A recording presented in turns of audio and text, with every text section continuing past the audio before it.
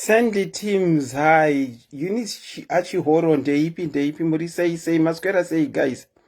Matobva kumachechi here.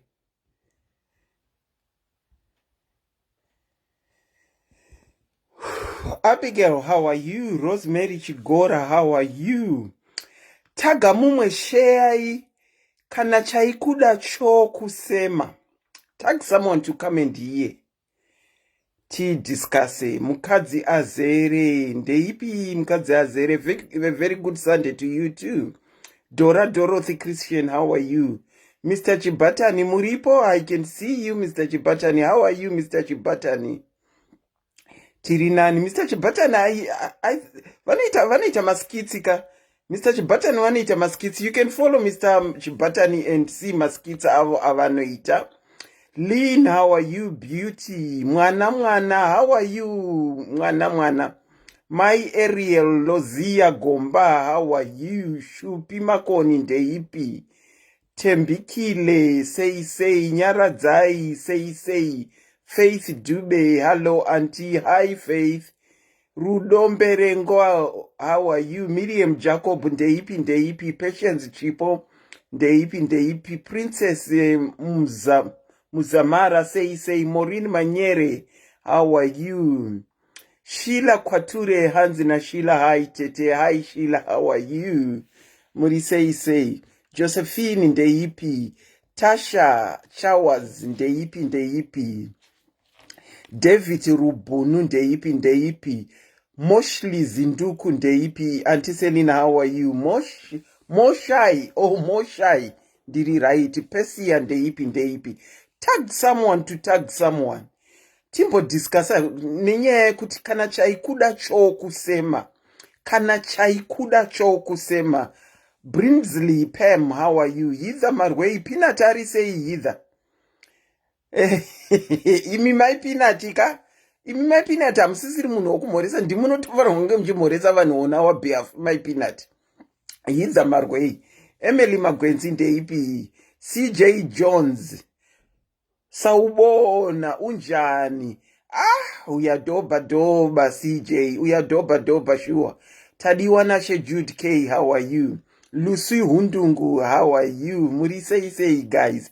Nongo Takavinga, how are you? Vimbai Darangwa, how are you?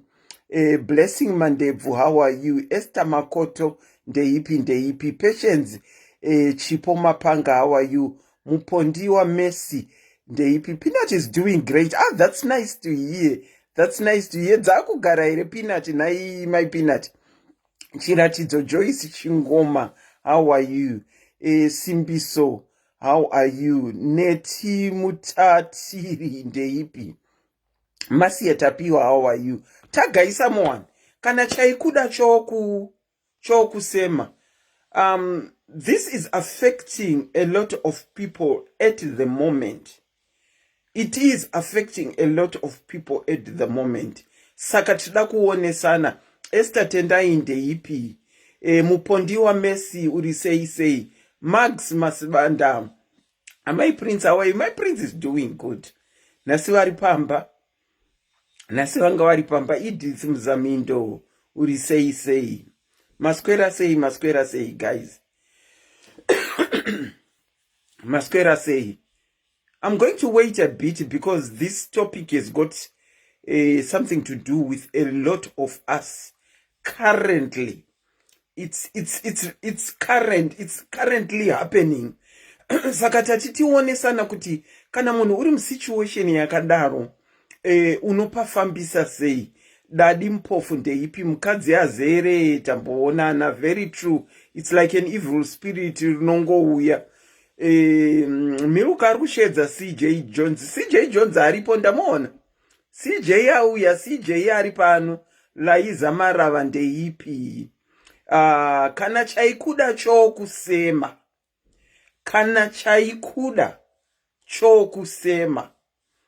It's currently happening right now. Zvatiroda kutaura pamusoro petopic kana chaikuda chokusema. Hatisati tamuka. Maidhoidhoi hamusati mamuka murere. Imi Muriwe manheru. Okay, Joyce Kawodza, how are you, Joyce Kawodza? Kana chaikuda chokusema. Vakomana. Zvakangoma. Vanhu vari kuramba kuuya chikabanga vachiri kumachechi. We might as well go on and start. Ndinokuchingamidzai pachirongwa SIS MELLY's Diaries. Zita rangu ndinoitwa Auntie Selina. I'm your host, your presenter, and your facilitator this Sunday afternoon. Ndinodavira kuti you have had a very good week. Margaret Zivengwa, how are you? Sharon Chikukwa, how are you? Daisy Mpofu urikushedzwa. Ndinodavira kuti mava nevhiki rakanaka. Musoro wenyaya wedu nhasi unoti kana chaikuda chokusema. Ndiwo musoro wenyaya wedu.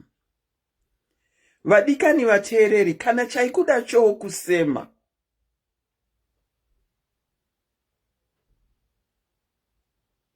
Upenyu hunochinja. Kana chaikuda chokusema, chaimboti kana makuenda kwa mai vako zviya, dali pinda motikari, wovhurirwa dhoo, wopinda, wogara. Pachaive chichakuda. Asi kana chisingasakude, chakukuti ndinoda kukudzosera kumba kwa mai vako, hapasisina zvekuvhurirana dhoo. Pakuita zvekupushanwa kuti upinde motikari. Iwe unenge wakabata motikari soka, wotoita kupushwa kunzi pinda motikari ndinokudzosera kumba kwa amai vako. Ndozvazvinoita kana chaikuda chakusema. Kana chaikuda chakukusema, chaimbotenga property ichiti dhiya izvi ndezvako. Dhiya ndakutengera chakati. Dhiya ndakutengera motikari. Dhiya leather sofa riya rawakawana ndakutengera. Nderako. Asi musi wazvinoshata, chaikuda chokusema.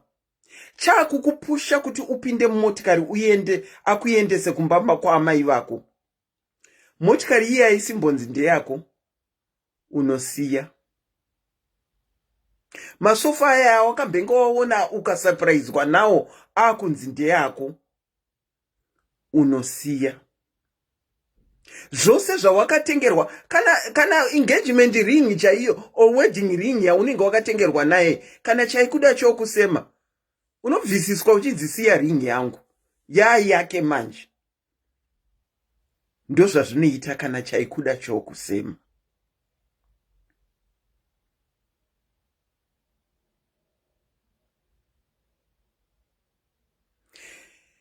Well, nyaya yatinayo nhasi tachitingoonesana. Ndinoda kutaura nevanhu. We all know kuti vanhu vari kuSouth Africa, they are at the moment, excuse me, ndingangofamba mugarden mevanhu mukasazvida, but we have to discuss it tichionesana. At the moment, they've been given grace period either to renew yourself, uchitsvaga mamwe maavenues ekuti uite ugari wemuSouth Africa, or leave. UK, you know that kuendeswa kumba has been take sure Gumbo, how are you? Kuendeswa kumba has been an ongoing thing for the longest of a time. UK vaneskirire kudai kana vasikasakude munhu. Vachikuti buda wega uchiramba kubuda. UK ineskirire kudai those that are in the United Kingdom, they do know. Vanokusvikira in the dead of the night. Vanokusvikira in the early hours of the morning. Wakarivara usingazivi. Unongerekana dhora pazwa. No matter buta, how are you? Kuno unongerekana dhora pazwa. Unongerekana ya immigration, come out, immigration. Kana muri pamba pane vanhu vakawanda. Those people vanenge vachitsvaga even one. Those people varipo ipapo vane munyama, they are subjected to immigration checks. And kana usina kumira zvakanaka, newe unotutwa, asi vasina kuuya kuzotora iwewe.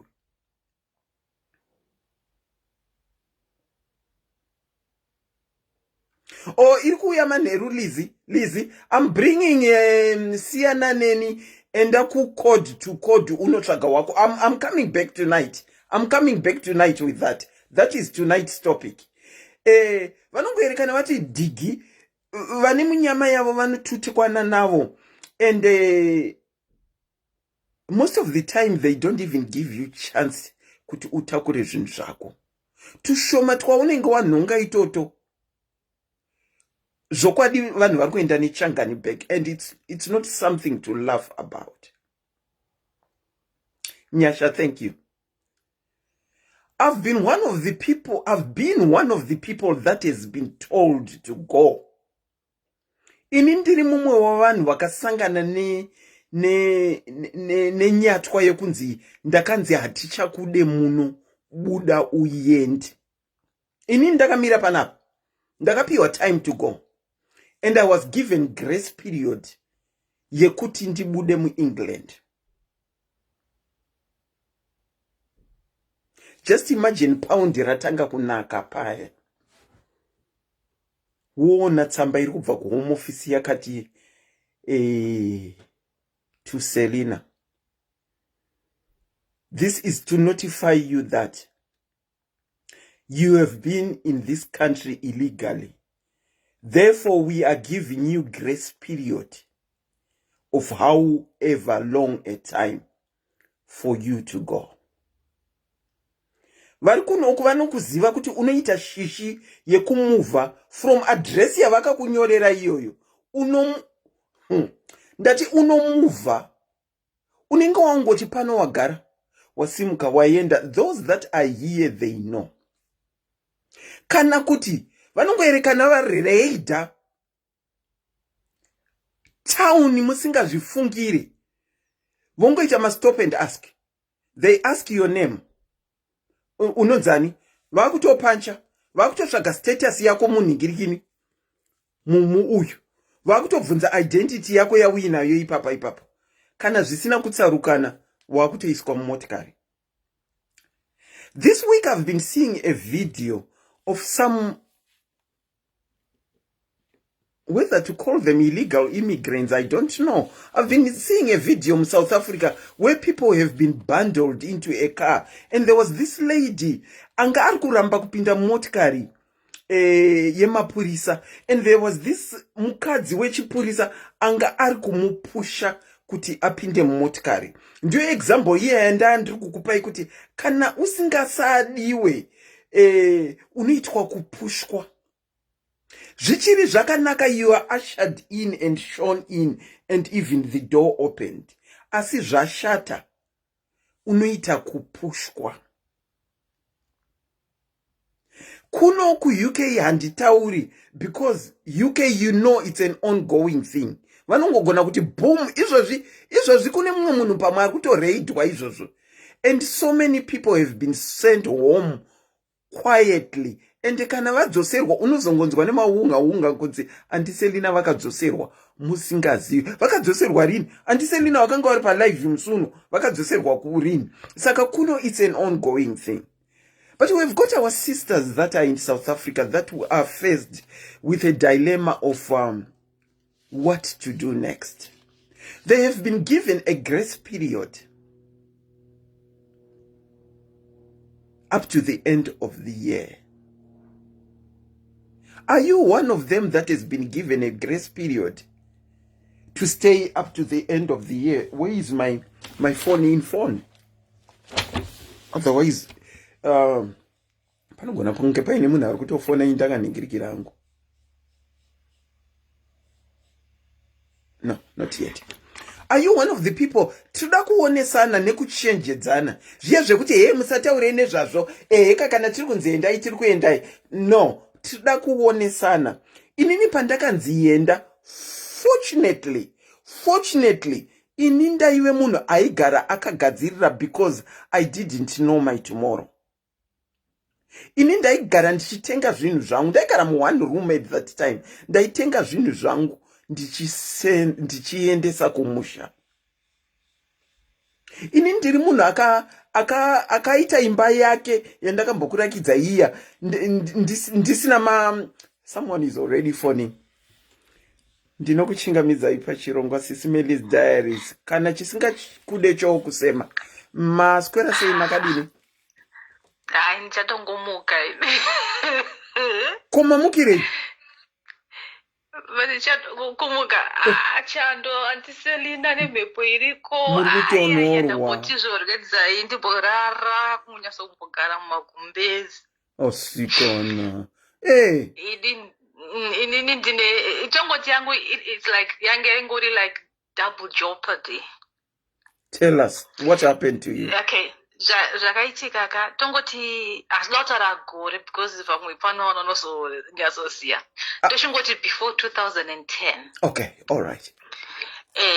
Ndo nyika uchiudzwa kuti zochibuda handiti mapepa haana kugara mapepa kuve right anga ari right ndobva tazongofiringidzirwawo nemunhu ainye zvinyebera kuti anoziya kugadzira mapepa, munhu wemutemo iye achinyeba achidyira vanhu mari ogarira mapepa evanhu. Okay. Saka zvadaro, saka pane munhu ndakaunza muno munyika nyaya yemereji yoda kuroorwa, waunza munhu wobhadhara zvese munhu ouya. Makange maimporta? Aiwa, iyo nyaya hatina kuidiscuss stereki. Aiwa, hatisi kuidiscuss asi makange maimporta? Okay. Saka waimpota kudaro munhu yozongoenda nevemunhu vechirongwa wobvaenda nemurongwa anditi zvosiye munhu yoyo pamberi apo ozosiyana ozodzoka manje otanga kuziva kuti mapepa ada kugadzira kuti sinzi wakandunza muno wakaita kuti ndikwanise kunzwawo mhuri dzangu muno, mhuri as in mabrothers masisters chisaka ndokubatsira chiri kutoita muprocess yekuti zoti mapepa atoenda kuna lawyer tatomirira interview yekuti not interview but court date yekuti tichienda kunoona immigration chichi tozwa kuti mapepa anditi musi weMonday 4 days before court date handifunga kuti toda kuenda newe anyway, handifunga kuti this relationship will go any further apa tatodzokerana patoita 1.5 years tadzokerana. Iye impoti ndiye ari kutaura kudaro, iye ari kubanka on you. Iye ari mapepa ake ari kubanka on you. Aiwa, ndakamuunza nditika mazuva ekuti zvawanga asinganide kuunza visa chichichi. Okay, all right, okay. Saka iye paakazouya ndobva azonditiza akanorora murungu, but akanorora murungu asina kundiudza kuti akunorora murungu, ndakatoziva zvekuita find out. Double jeopardy sure. Mazinzisa. Saka kumurungu kwakwe hakuna kuzobudirira because vanhu vekumusha vajera vakada kutonga. Maona. Saka varungu vajera zvemagigi munhu anomuka achienda kwaanoda dzimwe haadzoke kumba apa kune mwana anga atori mucheche at the time. Saka hatina kuzowirirana zvakabva zvasiyana nenyaya yekuti iye angakuudza kuti muno munyika medu toda zvatoda. Ndokuudza iwo uri mubva kure, saka zvamusingachawirirana. Maona ndokuzodzoka kwaakazoita takatomboita mafriends for some time takazodzokerana pato paya. Saka apa ndindakuda help manje handiti. Ndobva aita zvekutonyengerana asingatombodi zvekumbobatsirwa kugadzirwa mapepa akati zveshuwa chichi you help me kuzodi handiti. Week before kuenda kukoti manje takutoti da kuti buditsa munyika mavo ndatone green ne strong case yatobuildika lawyer mansamba atonyorwa evidence everything is there. Munhu akungofuta tanzi visa zita rangu handisi kuda. Ndakambobvunza kuti kochi munhu aingofona achingoseka so 2 days munhu achifona achiseka, rechi3 ndobva afona futi achiseka kuti visa ndakatozokuma ndakafonera lawyer ndikatoenda kunona lawyer ndikati munhu haasi kuda, ndobva ndato withdraw. Saka day before nenda koti ndakutira kuti zvekutodonha bvudzi musoro nestress kuti zvoshuwa munhu ari serious funga pamwe achafona kuti I'm joking. Saka ndobva afona futi kakupedzisira achiseka nwana ari kutora sim card ndakari flash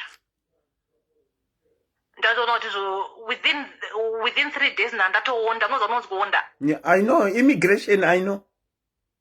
Ndakuenda ndova naenda kukoti kuya ndanga ndiri munoza zvokuti unenge uri confused even unorasika kudzika platform station chacho yetrain uchienda kugreen kukoti ugononoka futi kukoti kwachona ugosvika wazosvika wozovaudza unozotora green taxi kubva kune imwe station. Ini zvakaitika musiwo yanga riri dzungu chaiyo chaiyo. Ndasvika tsamba payakazouya hanzi ndakacreata fictitious boyfriend. Ndo zvamakazoitwa nekoti ka zvakazoita hazvo kumberuko ndakazogadzira ndandega but apa patopera makore ndakangozifunga sonyasofunga kuti zvinhu izvi zvashuwa zvinoita muzimbabwe edu saka when they said makagadzira fictitious boyfriend, did they tell you to leave? Munoramba mungori musystem muchingopiwa marefusals muchingotraya kwapila muchipiwa marefusals. Ini process yachina munoiziva munenge mune makangogara mukakona uchingofunga kuti wediwe waona loya wekuno waona loya weuko wazodii uchingotendera kusvika zvakazonaka after almost 7 years. Saka meanwhile the time that you were in that whirlwind of trying to stabilize yourself, knowing kuti any time you could be told to go, were there any preparations that you were doing kana kuti wakanga uchingotsika madziro kuti ina handiende? Preparations kuvepo anga mwazo zvekuti unenge uchisenza uchifunga kuti uri kuvaka time iyoyo ndipo unozoona kuti hapana chiri kuvakwa vanhu vanga vachidya mari uchifunga kuti kumba wakaronga uri kutumbira mari iri kufanira kuve chibhenkwa wozoona kuti hapana kana chakabhenkwa ndopaunoita dzungu ipapo maiwe uchifunga kuti uri kuenda kune something wozoona kuti kwauri kuenda kwachina hakutorina ende time iyoyo vanhu iyoyo ndopaunotanga kukukata out unenge ushara everyday uchitumira mari cause unenge uchisenzaka apa uchakwanisa kusenza zvokuti time iyoyo ndopaunozotanga kutsvaga mabasa ekupinda mudzimba dzevanhu unoti ema-agency ndokutotanga kutosevha ende lucky enough ndanga ndine tini rimwe rimwe basa randaita cause ndaiti ndine basa randaipiwa payslip nokuti rimwe basa randanda kuita ndega pandasina kuzvirejista rekuti unenge uchinobatsira chembere kunoaina kunoklina kunoita sei iyoro ndaipiwa cash mari iyoyo saka ndandine munozomatina aya anenge ana $20 mapiggy banks aya unotenga esimba aya echirata aya saka mari dzandaingopiwa ndaingokanda muchitini ichocho pandakazochivhura ndisisina mari yese yekumubhengi yazopera manje mamune over 3,000 pounds muchitini ichocho cheche ma50 cheche saka ndaiti ndakanotambira mari ndochinja yoita ma50 ndoise momo ndonochinja every time bhengi vaitonzwa ndo yazotochinja ndoda ma50 all the time chinkwese angori ma50 ndoyanga iri mari yandaitoti ndoyanda ndinayo at the time and mari iyo yakandichengeta for 7 years. Wow. Ndaitota ekutorumira ndakatombosenzera muzimbabwe nanga asingandibhadhare ndo mari yakandichengeta iyoyo. Wow. Makachendera mufelo zimbabwe asikakubhadhare. Chengeta vana chinda navo kuchikoro nchita sei chingoti ko mari yangu ndichakupa ndinazonyasosenza zvakanaka ndokupa apa chikafa sikutenga uri kutotengera vana vake iye anenge ari kakulivin iwe uchitotengera vana vake chikafu nemari yako iwewe ende vana vari spoiled vanenge vachida vachiudza kuti handidye this label handidye this saka ndanda kuti ndochengeta macontainers ndikanotenga drink inongodira macontainers avo avajereya amai vasingatengi seriously ndakatambura zvocho ndofunga kuti zvocho kuchengeta vana vamwe munhu panapa munhu haasi kubhadhara haasi kutaura newe akauya kumba anenge achitange zvezvo zvekuti anongomuka akatsama kuti aone kubuda nevana vake asingataure newe kuti musaende mese kuavoida kubvunzwa mari. I think so. Ndakazoguma musi wandakazodhisaida kuti aiwa ndakubuda pano musame day iroro musi wandakati ndiri kubuda ndakunonogara kudzimwe hama dzangu ndopandakapakabva kwaya tsamba yekuti zvo mapepa ndapiwa. Oh, wow. Ukabva wasuduruka ipapo chop chop. but manje zvinozonzi zvakubuda ipapo ndizvo zvakunzi ndakarasisa munhu akandichengeta munhu akazodii ndaisenza ndisingabhadharwi unoziva matauriro anoita vanhu. Yeah, I know. Saka during the time you were in that whirlwind 7 years idzodzo makambovharirwawo bank account here? Aiwa, bank account handabvira ndambovharirwa nanditori neBarclays haina kana kutombovhara kana. Ende mufoni ndanga ndine Vodafone ndakavaudza kuti handichasenza ndoda kumbostopa contract vakati aiwa tokupa vakati 2 years free here since ndandingori nesame number kubva ndichipinda munyika. Saka vakati you've been a valid client since chakati tokupa 2 years free. Saka ndakaita contract yemahara for 2 years neVodafone. Ndobva ndazoona kuti 2 years dziya dzapera handichakwanisa because hazvichatoiti. Ndobva wati okay, we'll put it on hold, then you can always carry on. Handiti. Saka ndakazobhadhara mari yacho napandakazotanga kuzosenza ndakatanga kuzovapa mari yavo yanga iri outstanding at the time. Okay. Oh, that's good to hear kuti at least makazoona mapepa enda munovharirwa bank account. Now that you have ndina bank account ndaitoisa mari izvo zvekuti mari yamunombopiwa yakatishoma toyo ndaitombotuisa mubank. But ndasingaise yakawanda because ndaingotya kuti even mari yaya ndakachengeta yanga iri mugaba yaya handatozomboisa mubank account because ndaingonzwa nevanhu kuti anogona kuvhara maaccount.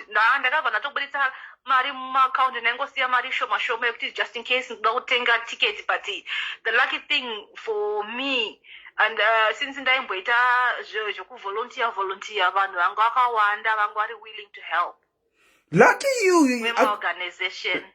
you account haina kuvharwa because inini I had a Lloyd's account at that particular time. Ipapo zvichiitika whirlwind ndiyo ichiitika ndichinzienda I remember Lloyd's ichindinyorera tsamba yekuti we are giving you 1 week to come and show us your legality in this country.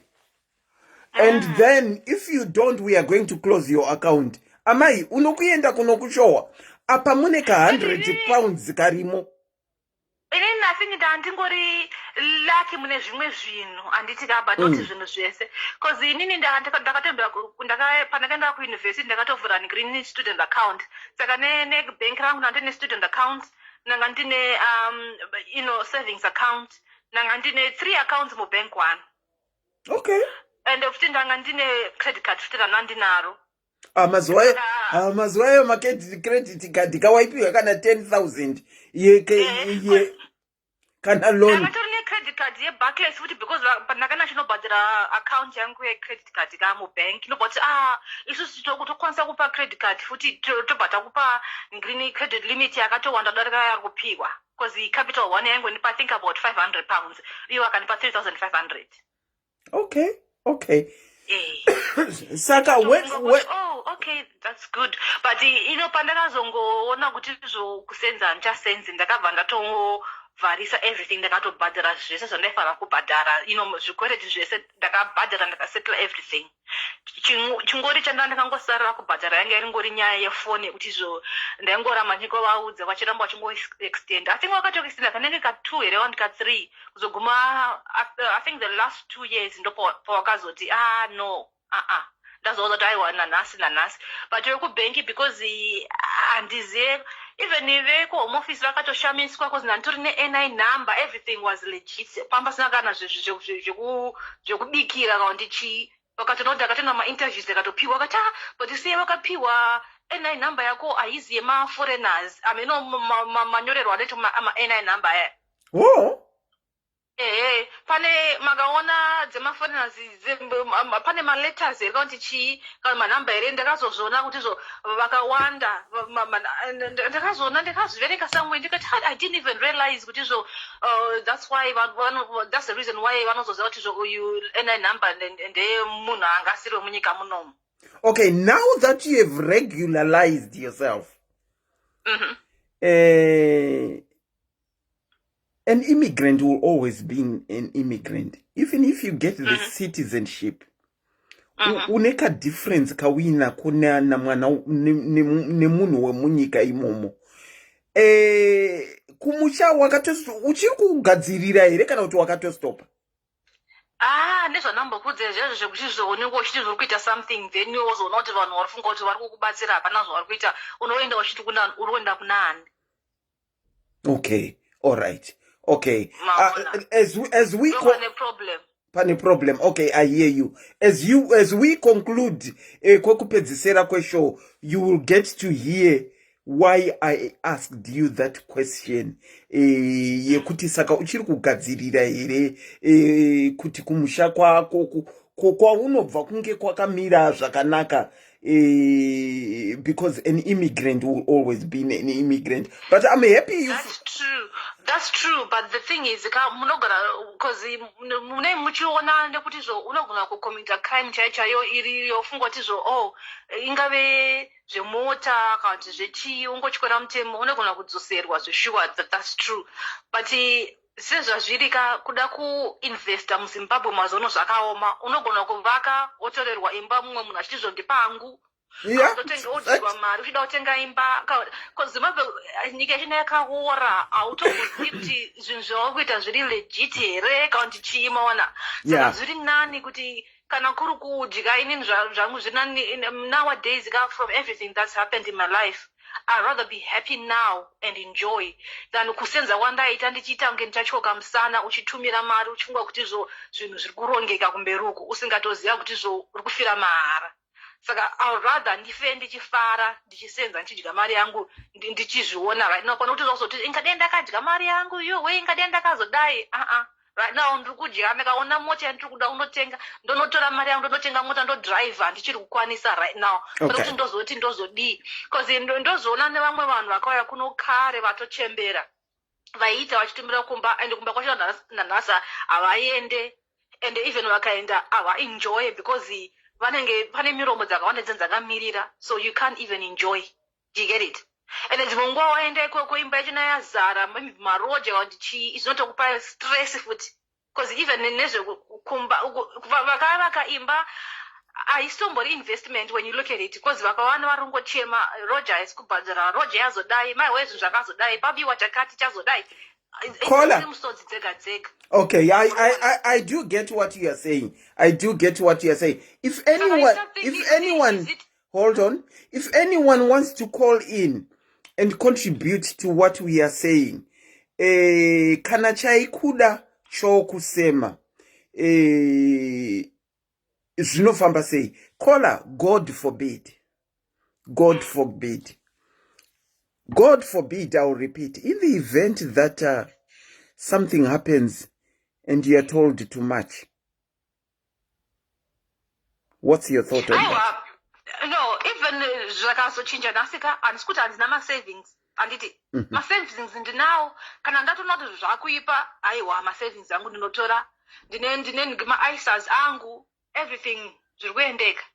Ndakatombofungwa kuda kuti ndiinveste zvana bitcoin zvana chii ndakangoti dzekuzodyirwa mari izvo ndakasvinira sidemba handidi but ndoda masavings andiri kuona at least mumabhenki ekuno asiyana neekumba yekuti as long as zvisazoitika fanira zvakamboitika nana 2005 2006 zekuti mari bhenki unozoguma usisina kana sendi but as it is muno muzvasiyana nemuzimbabwe kuti wakaisa mari yako mubhenki unoziva kuti mari yako iriko iri safe. Maona saka kuseva ndichiseva but kuenjoy ndichinjoya futi andidya zvese nothing wrong with that andidya nemodzi ndodya ndichiseva kuti mangwana anything can happen to me even ndiri kunoko nyika social services inokubatsira to a certain extent anditi ma benefits but haizopa life yaunida kuliva.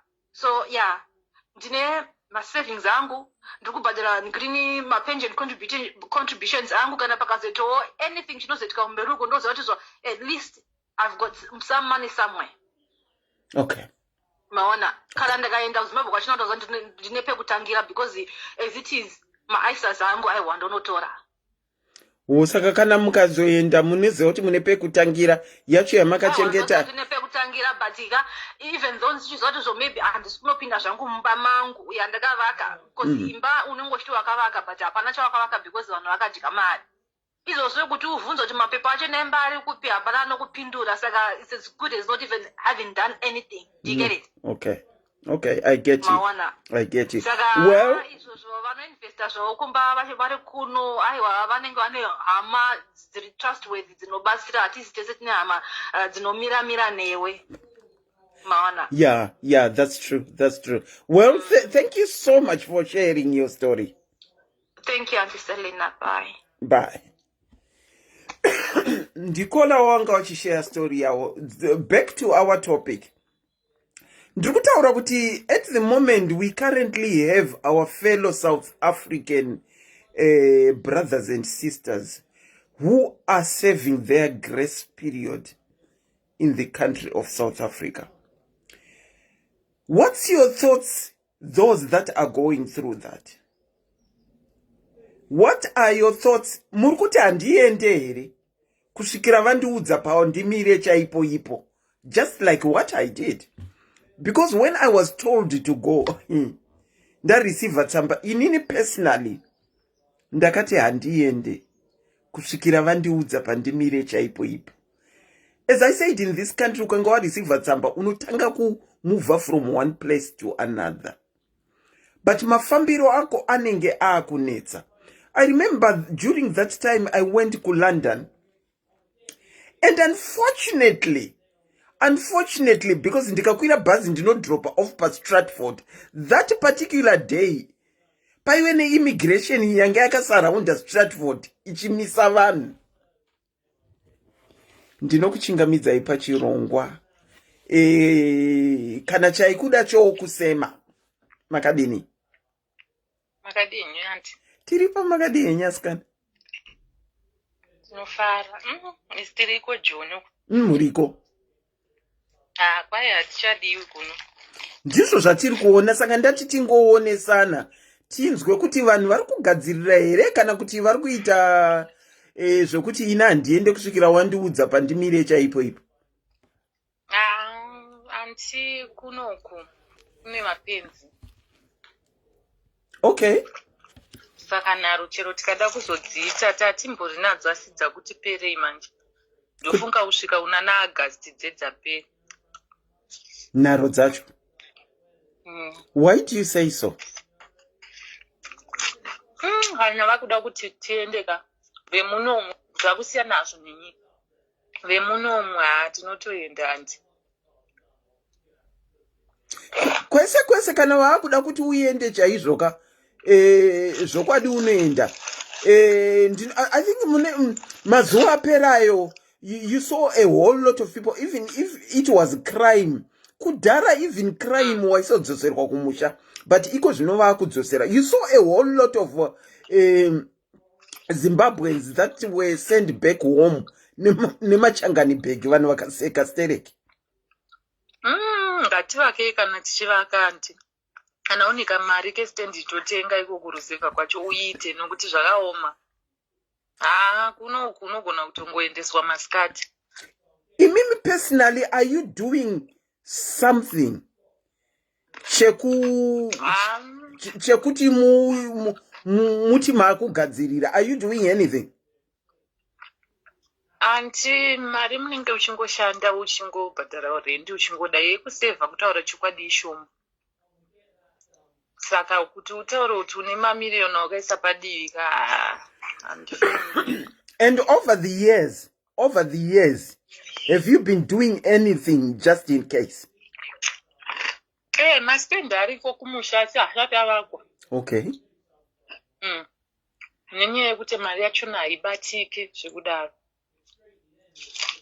Asi ichokwadi here muSouth Africa imomo iwo mavhidhiyo atiri kuona ekuti vari kuita system yekungokombere kungosvika panzvimbo vachibata. Ishuwa?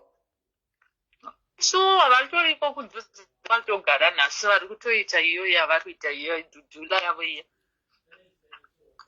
Inonzi dhudhula? Mune imwe inonzi dhudhula. Zviriko Anti ndotokudze kuti hameno vane mukana dei vatoita kutodzokera December tinoona zvekumba. Imi muri kudzokera here? Totodzokera nokuti unofamba sei January wacho. Muri kunakirwa nei gogoda? Mati? Muri kunakirwa nei? Halo? ndikati muri kunakirwa neiko chamuri kudya macharodzi machi madhishe ekumba yatichanorya gore nouya mabhiskitsi ayo ari kunaka ndiri kuzvinzwa anga ari kunaka yarova nzara pabasa muri kubasa saka imimi in the event that the west comes to the west muri kudzokera henyu ndiri kudzokera handi ndozoona kuti zvatinyararei kauti mbotrayawo kuchando kwenyu koko hakuna chakashata at the moment kuchando munongoziva vanhu vari kuuya kuzoita my healthcare assistance. You might want to try that nguva ichiripo saka matotanga kutumira zvinhu kumusha here just in case hatisati mari dzacho hadzibatanika futi hamusati hatisati tongonopa December ipapa kuti dzedza zvinhu zvoenda kana kuti unongozvitengesa wongomanya nemari yacho. Here is my thing, leaving it too late. I don't know how far true it is. For example, ndakambonzwa international cross borders ichitaura zvokuti kana uchida kudzokera nemotikari yako shandisa mukana wegrace period uyu kuti udzokere nemotikari yako. Unogona kuita kudzokera returning resident because nguva grace period yatapiwa kana musi wa 31 ukange wasvika ukasvika musi wa 1 wakunobhadharira duty. Ndozvandiri kubvunzira kuti saka muri kutositanga kunhingirikira because if I remember very well zvaitaura vajuru ndezvekuti gadzirira kuendesa zvinhu zvako even uchizodzoka uchikontinya nekushanda asi zvinhu zvako zvinenge zvabuda. Chokwadi. Aiwa, thank you so much for your honesty kuti takambenge tichizviona sezvekuseka uye takambenge tichiseka asi zvinenge zvakuenda zvinooma. Ndizvozvo. Thank you so much for sharing your story. Okay, ndiyatenda. All right, thank you so much. Wow. Let me try and call back people that are calling back.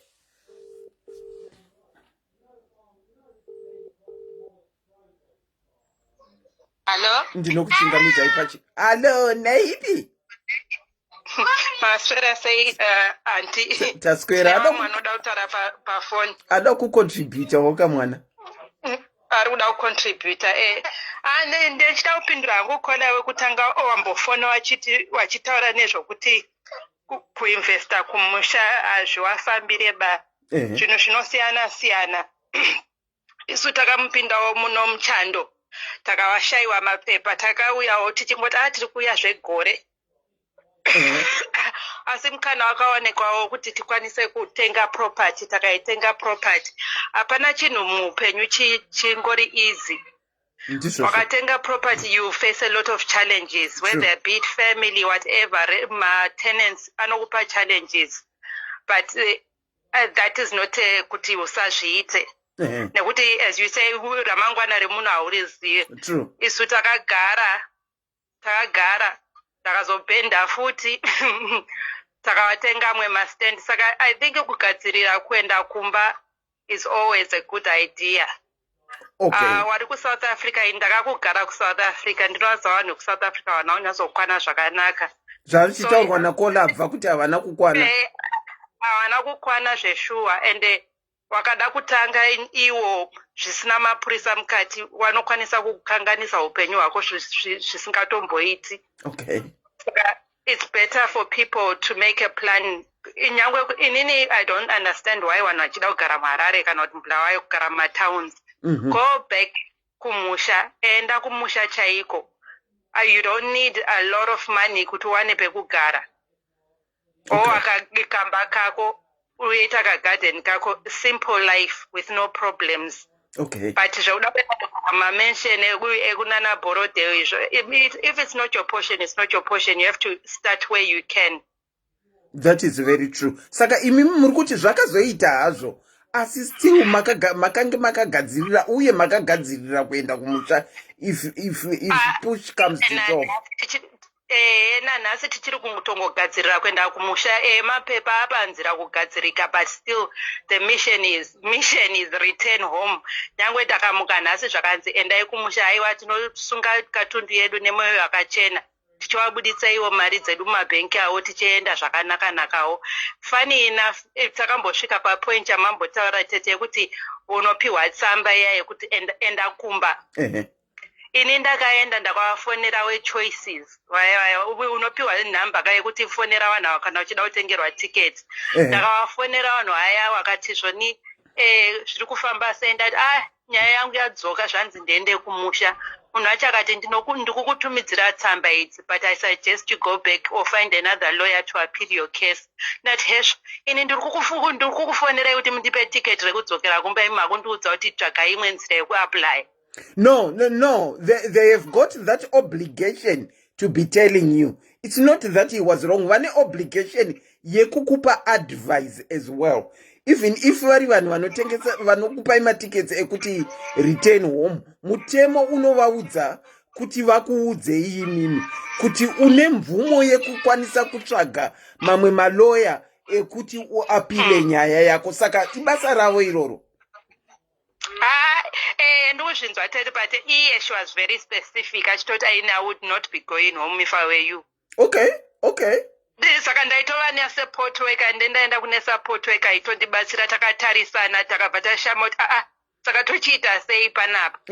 But anyway, right now if they turn around and say go back home, imba iriko, mastand ariko, there's somewhere to start. Mari iriko mumabhenki, tinotora mari toenda togara kumusha kwedu kusina noise. Saka ungashaya hama dzingakubatsira, ungashaya, but ukama unoutsvaga pakuita zvinhu. So I'll explain why I'm saying that. That property that I got, pekutanga ndakatanga ndine hama zvakanetsa, ndakatsvaga estate agent ainetsa zvekunetsa zviyezvi. Ndakasvika papoint techekuti ndakati, you know what, this is more problems than it is worth. Ndakuda mari yangu ndizvidyire mari yangu zvipere zvemaheadache. All I did was go online and find an estate agent. 8 years later, here I am, and no problem. Imba iri kurentwa zvakanaka, mari inouya zvakanaka. Saka there are challenges in everything you do. Even if you decide kuti ndakuenda kumusha kwacho nemari yako, unosvika wakafesa the same challenges. Uchida kutenga property in person urimo munyika imomo, unogona kungorohwa 10-0 nyangwe uripo. Saka everything has challenges. You have to pray to God. You have to just have faith. I think people should know in life, even Bible inotaura kuti zvakanzi trials and tribulations kumunhu akazvarwa nemukadzi will always be there. But Mwari anoti handikuisei pamuyedzo yamusingakwanise kukunda. Saka anotowanika chete kana watotenga chinhu, kana kuti wadecide kutenga chinhu. It's not always going to be smooth running. Ini ndakataura nyaya yemaroja emunhu akadhiga fireplace yangu akasiya aputsa mawindow ese. But hazvina kana kutombondiodza. Zvakatondipa kuti ndinotenga imwe stand. Saka zvangodhipendawo newe iwe munhu. Saka imimi muri kuti kunyange mukadzoserwa mune penyu pekuduka. Tinotosvika tichivhurawo door, tichivharawo door. Tongozongoti mangwanani kuna next door. Okay. Thank you so much for your contribution, Kana. Iteteselina mavanezwa rakanaka. Nemiwo ndatenda zvangu. Bye. Tatenda. Ava vari kuti ini ndikanzidzokera kumusha ndinodzokera. After vanzidzokera vakatoopta kunzi vatengerwe tiketi. Ndozvavanoita kuno. Vatengerwe tiketi vadzokere kumusha. Ndati kuno, for the longest of a time, it has been an ongoing thing. Munoerere kana manzi andiseri naunga uri palive nezuro vakadzoserwa kumusha, ndatowo kumusha uko. Ndozvekuno. Hazvina kutaurirana. Vanogona kuti vakupa grace period iyoyo, kana kusatokupa grace period yacho dzimwe nguva, unongoerekana wa round up. But I want to talk to my fellow sisters and brothers that are based states at the moment. South Africa at the moment. Are you getting ready to go? Are you staying put until the worst comes? What are you doing? The number is pinned below. Kuonesana nekuchenjedzana. Because whether une citizenship or hauna, kana nyika isiri yako haizi yako. You know why I'm saying that? I want to share something with you. Irungotenderera ofuti, history irungotenderera. I want to share something with you. I think most of you have seen this. You know, at the moment, Ukraine, there is an ongoing war. Ukraine has got an ongoing war.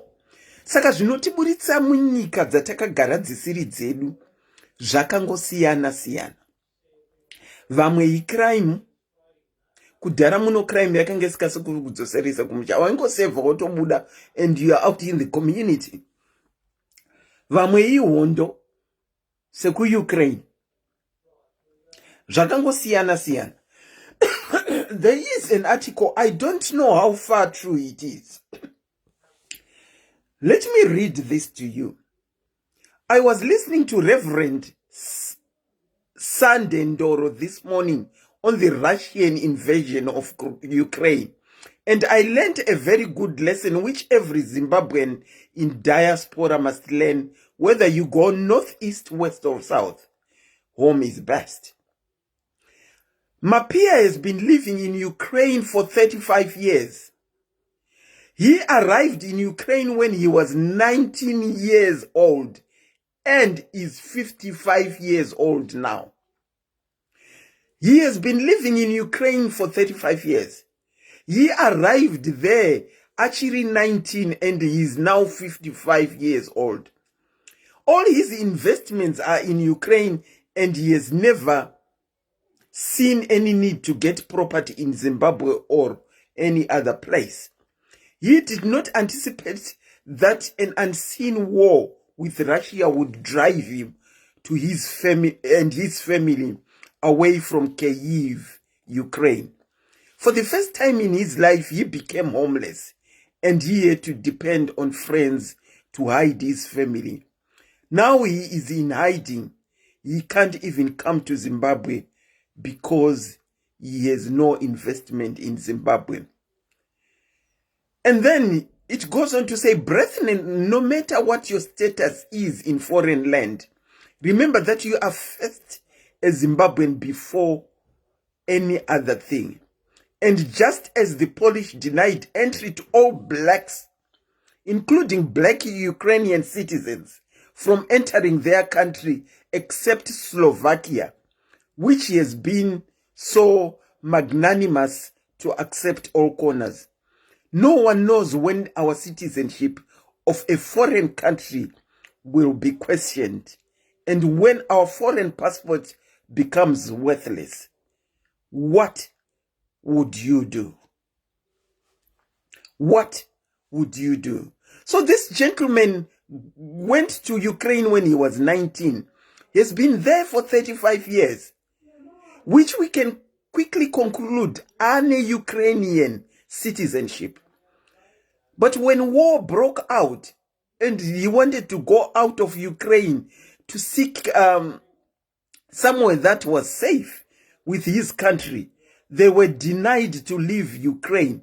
Even when he showed his citizenship of Ukraine, he was still denied for the mere fact Yekuti, he is only there by default. He got citizenship by default, a process of having to legalize yourself. Ndinodavira kuti vakazonobudira nekuslovakia ndokwakanobudira mablack especially students nekuti Poland yakaramba kuvapa safe passage. Ndinokuchingamizai pachirongwa. Welcome back. Hi, Auntie Selena. Sorry to interrupt you. I just wanted to ask, to just pose a question. Yes. Anditi. Munyika dzese dzatiri kugara pasi rose, excluding nyika yedu, our home country. Vangani ma locals who actually own properties munyika dzao.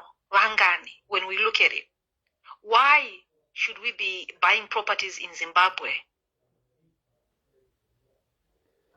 You're asking about vanhu vemunyika imomo. How many are buying properties within their country? Because when we look at investment, it's not only about buying properties, and usually properties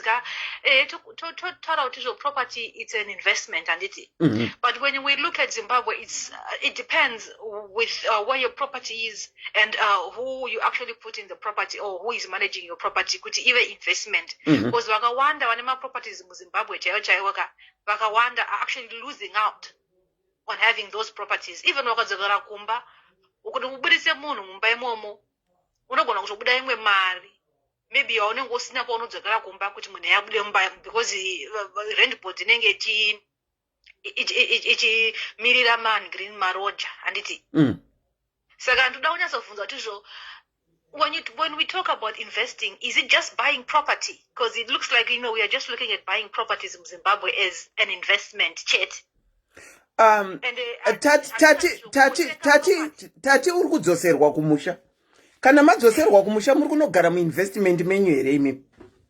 Muri kunogara muinvestment menyu here? Even wakanodzokera kumba watipotwa nhasi waenda kuZimbabwe une maroja pamba pako, handiti. Obviously they are going to be maybe renting the whole house because iwo uri kugara kuno, handiti ka uchangunopinda chose zvobuda enda dzoka. Caller. Here is the thing. In the event that I'm told to go, I've got a property at home. There is what is called rent board. For me, ndinonosvikira kwamai vangu, give the lodgers 3 months, the required 3 months notice. No, that is if unadzo, handiti, because havasi vese vari kuno vatori nehama. Vapano vamwe vatori nherera. Kuzoti vamwe vakatokura, maybe hama dzachona they were quite distant, because not everybody has relatives in Zimbabwe. Even though tichiti kune black tax kune chi, but haazi munhu wese ane hama kuZimbabwe. Vamwe vanhu vakauya kuno vari vadiki and havana bvira kutozombozokera kumba and havatombozivi vanhu vari kumba, handiti. Munozviziva izvozvo? Well, it's their choice not to know vanhu vari kumusha. It's their choice, isn't it? Aiwa, ndikutokudzai Auntie Selena kuti pane vamwe vanhu vokuti zvakabvunza kuti ndakafirwa namai, takakura achitotambura, andaimboziyana ana tete, but takatozongoluza touch, kana kuti zvovangu tanga tisingawirane kuzobva kuZimbabwe kutotsvaga kuti ndorarama sei because nenyaya yekutambura, handiti. All right, caller, let's cut a long story short. In the, God forbid, in the event that you have been told to vacate this country, what's in light now? What's your plan? Having a house is not the only investment, but at the moment in Zimbabwe, it's the safest investment. Knowing kuti ukaisa mari bank. No, but Zimbabwe is not a safe place to actually build properties. It depends where you buy, my dear. I've got a property which is legit. Haifume ichigredwa nekuti ndine matitle deeds ndakatenga kuri proper. It depends. Right now ndine friend yangu yakavaka imba ichezvekuti kumusha is the best, kumusha is the best. Akanyatsotengeserwa stand yake zvakanaka, vakatonosainirana ma-ID, vakafotokopa, vakaita say everything was above board, anditika everything was done. Imba yavakwa manje, somebody comes up and says, ilendi yangu akuda kutoti chitokudai matondivakira. It happens. Caller. Everything zvitorikwa apapo zvakazonetsa munhu auda ma-title deeds. Vambosingabhadhire service kana kuti chi, handiti iye that property, handitika zvakunzizvo munhu ane property and same musingabhadhire services zvose munhu akatobhadhariswa zvikwereti zvemunhu aitengesa stand yachona ipapo, iye akuti hanzi munhu iye anga asiri muridzi weproperty, but everything zvanga zviri kucancel. Munhu akati tofunga kuti aita every due diligence, handitika, before atenga property, handiti iwofunga kuti everything is, all the boxes have been ticked. Wawaka imba yamira apa, vanhu vada kudzoka kubva kuSouth Africa, wakuzoti imba yangu ndakuya kuzotora nomwe munhuwo, aspenda wawaka imba yapo for more than 12 years. Munhu akuya fanzi ndakatenga stand yangu ndakatenga 20 years. Caller. I get what you are saying. Ndimi mambotaura zveinvestment muchida muchiti maifunga kuti mo investor muchitenga cryptocurrency. Ndimi mambotaura kudaro. Exactly. Ndimi mambota.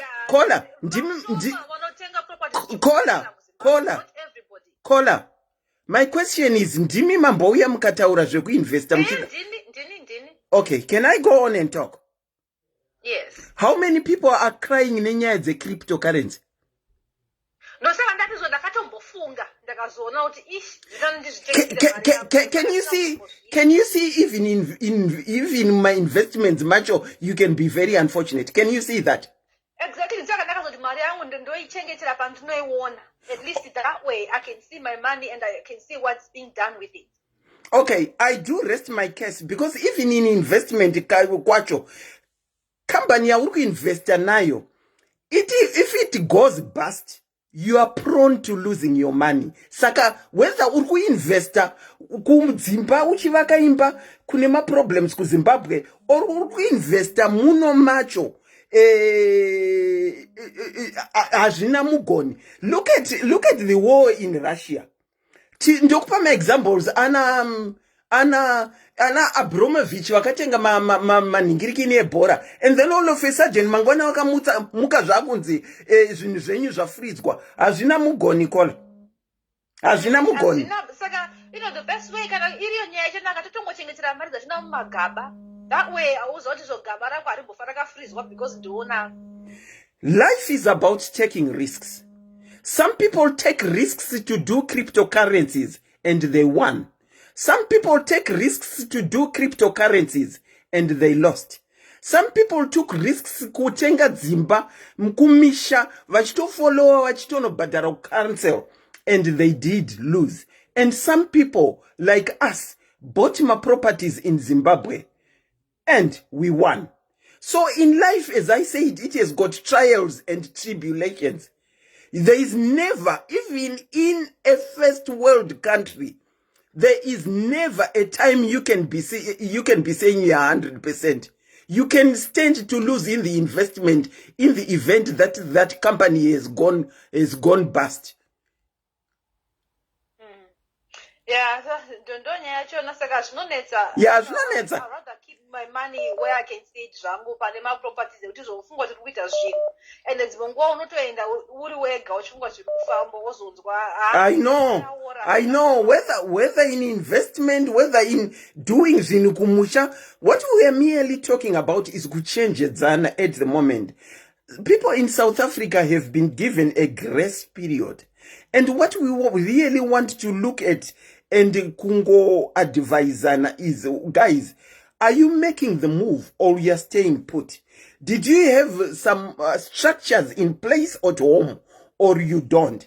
Because either you invest in a first world, you can stand to lose it, or you invest in a house in third world, you can still stand to lose. Well, all I can say is good luck to everybody. I feel for my South African people, my relatives are in South Africa, and I'm just hoping they find a way out. Yeah, true. Hopefully. Yeah, hopefully. The problem ndeyekuti vachangobvawo kumba vachibva kumaholiday Christmas varikutaka kutounganidza futi saka hey. Yeah, I know. But at least they've been given 1 year grace period. Yekuti kana vaine property dzavo dzinokwanisa kupindika muZimbabwe dziri pa returning resident. They still have got time to do so. Ndosaka tangoti ti discuss nekuchenjedzana nekuonesana. All right. Thank you so much, my dear. Bye. She has got her concerns away as well.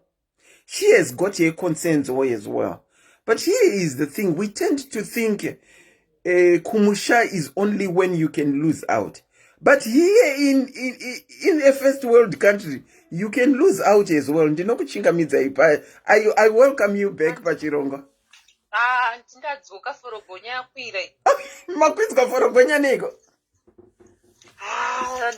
Kola vari kutaura kuti kutaseikwa. Kola kana vakangwara zvavoka ngavatoita vachidevelopa kumusha. Kana vane mari kozi ikoko kune inotenga zvekuti. Vari kutyaka maconcerns avo avataura. Aiwa kola zvekuzoti kola vaburuke ndege nechang'ani ka. Ende ivo havachozomboya nefriji yacho ndinomboisa pana muzanzi friji. Ivo havasitozokwanisa kuuya nayo. havazomboye nemicrowave ndikamhanya ndikanosiya kuna muzanzi uko friji nemicrowave ndotozozviona kurodpot muzukuru anozvitora uya uya saka kolaka vevava nemari zvavo vatombotsvaga kana kastendi kavo vatombozama kusimudza imba kuonesana nakola ndinodavira kuti varipo vari kuzvinzwa zvamuri kutaura aiwa ndochokwadi kozi kunoku zvako vashoma vane mabasa andiselina kutaura chokwadi yokuti unosevha ugototenga stendi ugotovaka ndinguzvinzwa ndizvozvo vazhinji vanongoita dzerendidzo dzine dzekudyawo nedzekungotiwo ndizvozvo ijana but still andiselina imimi mukaita imba kuzimbabwe imimi moti izvoni hama dzakapera kufa hamuna kana hwani shamwari yenyu chero kumabvuku yamakadzidza nayo kuti musvikire kungosvikirawo zvenyu unotisi maroja here is the good part about zvekuti hama dzakafa kana kuti ina handina hama kana kuti ndakaluza touch. Here is the thing for me. In the event that ini ndanziye dzokera back, okay, kumba kwangu kune maroja anonida kupiwa 3 months rent, ndangoerekana ndanzidzokera. Inini I can safely go. My father is normal, my mother is normal, but I will tell you, I will safely go back. Nekuti baba vangu vakainvesta mumba. Baba vangu vakainvesta mumba. Ndinobonoduka kwa baba vangu. Ndobonoduka kwa hama. Ina handinyare kunoduka kwa hama. Handinyare kunoduka kwa hama. Ndobonoduka kwa baba vangu ndakamirira kupa nigirikini. Kupa vanhu notice. Ndatopedza. Inini personally hangu ndofunga kuti munhu anenge achinyara kunoduka kwa hamaka. You find kuti kuno kwacho kwavari kwacho kuSouth Africa kana kuti kuno vanga wasitorina property osaandiserina havasina property muno kumusha kwacho havatorina property saka vakunonyara kudi kunoduka kuhama. Ndo situation inenge iripo. Not that I'm saying that is the situation with the caller, no, but ini ndinonoduka kumba kwa baba vangu kuGreenoro. Ndokwa ndinoenda ndonoduka ndongopa vanhu vangu notice ndobuda ndobuda ndoenda kunyangwe kwangu kuchitambudziko seika. Inini personally I believe in ndekwangu there is no place like home for me. When I get home, even nezviriko zviyaka brain dzangu dzinochangamuka so, whereas ndiri kuno vane nichingoza kuti kubasa ndinopusa. Anyway, going back to our topic, thank you so much for recalling me for gonya nyanga yakwira to share. Thanks, Auntie. Alright, thank you. Ndikuona vanhu va call back. Vanhu I'm trying to return my calls. Ndinokuchingamidza pachirongwa SIS MELLY's diaries. Kana chaikuda chokusema. SIS MELLY. Mukutana antiselini. So SIS MELLY, sorry, can you hear me? Yes, I can hear you. Okay, SIS MELLY, it's in Kulumeke. I problem esilayo yikuthi thina abantu asifuna uku-admit ukuthi okay, ekhaya asisebenzanga. Abantu bacabanga ukuthi investment yindlu etown. You can take yourself up to the rural area. You can, definitely. I've got my stand. Yes, I bought myself a stand back home in rural areas. Okay. I'm in the process of securing paying up the other one in town. But right now, I am busy with my rural home development. Okay. Just a place there's no rent to be paid there. It's simple drilling my borehole and making sure that I've got my solar, I've got my own place to stay. Okay. But angisabu ngamukela ukuthi igoli isiphelile. Okay. So I'm ready to go home. Simple. So caller. Igoli ayisekho. Yeah. Caller, we are prepare going back home because of the current situation that is going on. Is that what you are saying? SIS MELLY, I can put you on video right now. You will see what I have here in the balcony. Oh, let's go to video. You see though? Put me on video. Let's see. No, I will not put it on do you live. remember It's only me who will yes, see it. yes, do you remember those 50 kgs? Zekumosha. Oh, Do you remember them? she is actually. I'm seeing it. I'm seeing on your behalf. She's showing me what she has that is due to go back home.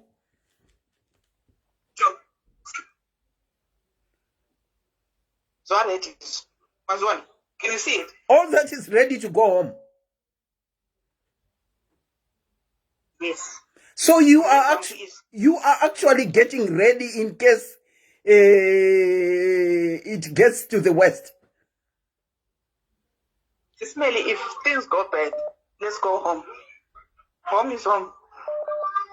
We will eat what we have, we'll live on what we have, and that's it. Okay. And as you can see, this is supposed to go home. Wow. Bedroom. I am ready to pack my stuff and go home. Kuma reserve. And start a life there, then move to the suburbs. You don't want to. You don't want to risk whatever comes. You don't want to risk that. Let me tell you something, Sis Melly. You know, the moment when the government started this thing of foreigners go back to Zimbabwe whatsoever, to be honest, things started happening at our workplaces. Vanhu vachichivenga, vakatanga kuchionesa ma-true colors kuti who are they? Kuti chichi, foreigners and it. So there's beyond that, what is it that what else do we want? So you are saying at the moment, since they announced that there's been tension at your workplace? Yes, I'm not the only one. People have been coming across such saying, you know, the comments that you get, the treatment that you get tells you everything. Okay. Something, patinoshanda chimbomirai. No, unozva varungu.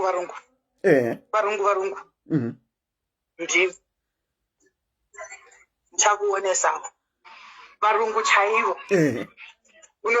Unoriziva. Let me see. Chitarisa zichairi. Musari. Okay. Is that where you work? Hey. I won't mention the name, but she has shown me a badge of the workplace. Are you saying even at that place they are now showing? Ndivo vanonetsa. Vemunomu. Ivo aya. Unoziva kunofamba ava vanochita. But vemunomu zvakaomatete. There was na January ndachema misodzi. Unoziva? Why? Kuchema misodzi. Ndanzwa. Unoziva kuti kune chinhu unogona kuti haugoni kupindura nekuti nzvimbo yacho haikuvumiri. Oh, because of the nature of your job, some of the things that they are saying you can't even answer back. No, you can't. Hamugoni kupindura and mutemo hauvumiri. But kune zvimwe zvinhu kunoona kuti apaka ini ndagara ikoko 7 years. 7 to 8 years nasi. But unoziva kuti munhu ukanzwa munhu achiti zvakwana rega ndiregewo nditange samwe ange akanzwa. Saka, my sister, were you under this permit yakanga ine munhu wese? You were. Ndiyo permit yacho. Ndiyo permit yacho. Ndo yakakuenable to get that job that you have got. Ndiyo, and ndiyo futhi yange ichindivumira kuti ndiwane permit, ndiyo yange ichindivumira. Unoziva kakati ukasubmita zvemunomka, ukasubmita badge iri. Zvese zvinofamba aukuti zvinhu zvavana vanhu. So SIS MELLY inini zvangu zvakwana kana mwara if mwara akamboti nofanira kudzokera ndichadzokera hangu. I think as from mid-year this year ndichafocusa nezvekumusha, and then pakushanda ndichashandawo kana mwara achibvumawo ndichagara pana, kana zvichiramba ndotongerera vana vangu ndakuenda. Hakuna munhu kumusha hongu, but ndichatangira nevamwe ipapo, otherwise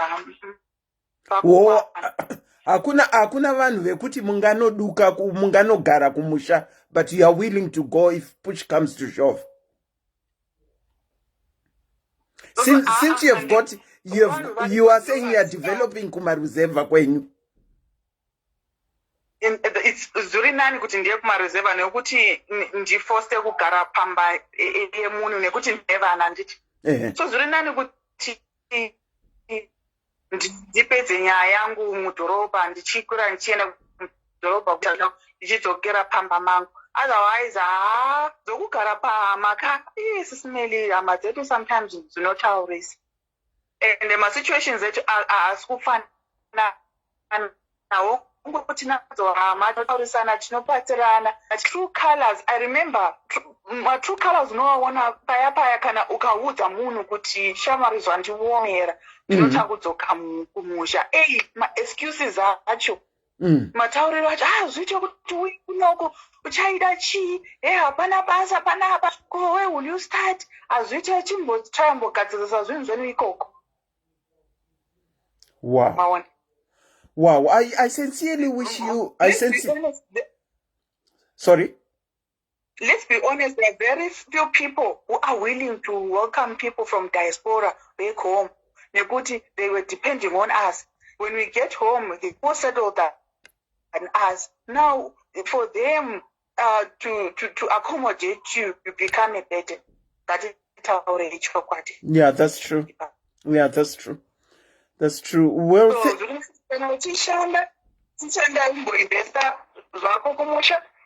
then prepare yourself. If push comes to shove, if things don't work out, I'm always willing to go back to my heart. That's the truth. That's the truth. Wow, thank you so much for contributing and for even showing me kuti muri kutopeka ready to send your things back home, because even zvamuri kufesa ku workplace, that's a professional job that you showed me. Zviri kutokurwadzai zvamakutofesa since makanzi chidzokerai. Tete inini ndashingirira I don't want to lie. Nekuti what kept me there, I would like to thank you, my sisters. Unfortunately, you can't mention their names. They were amazetu zekumusha. Isu ati, we were not fighting ourselves, but tinoshanda, tava tapatana maona kuti tiri mazimbozi tinobatsirana. That's how we never divided ourselves, to be honest. Okay. Those people, I don't want to lie, even kumusha ikoko no one support. So I would like to thank them. Unfortunately, I can't mention their names, but it's very chokati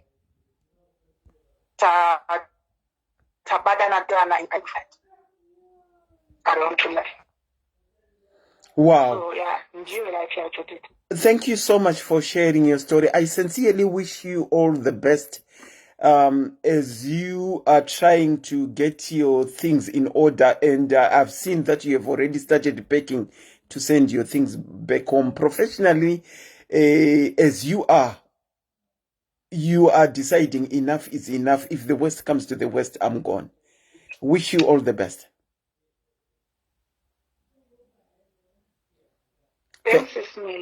Thank you, Kana.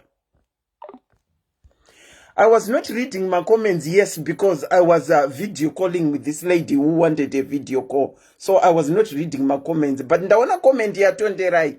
Ati kwa hanzi musa hold on kola musa hanzi musa force vanhu kuinvesta. Kwa vasikadi kuinvesta. No one is being forced. Each and everyone who is here is being, even if we talk, the end decision is yours. Inindikati inindoda angu kuinvesta kumusha. It doesn't necessarily, I'm saying you should invest. iwewe sadunga munhu, you have got a decision to kuinvesta kwaunoda. Ndinokuchingamidzai pachirongwa SIS MELLY's diaries. Kana chaikuda chokusema. Hello? Makadi yandiseni. Tiripo makadi yenyu?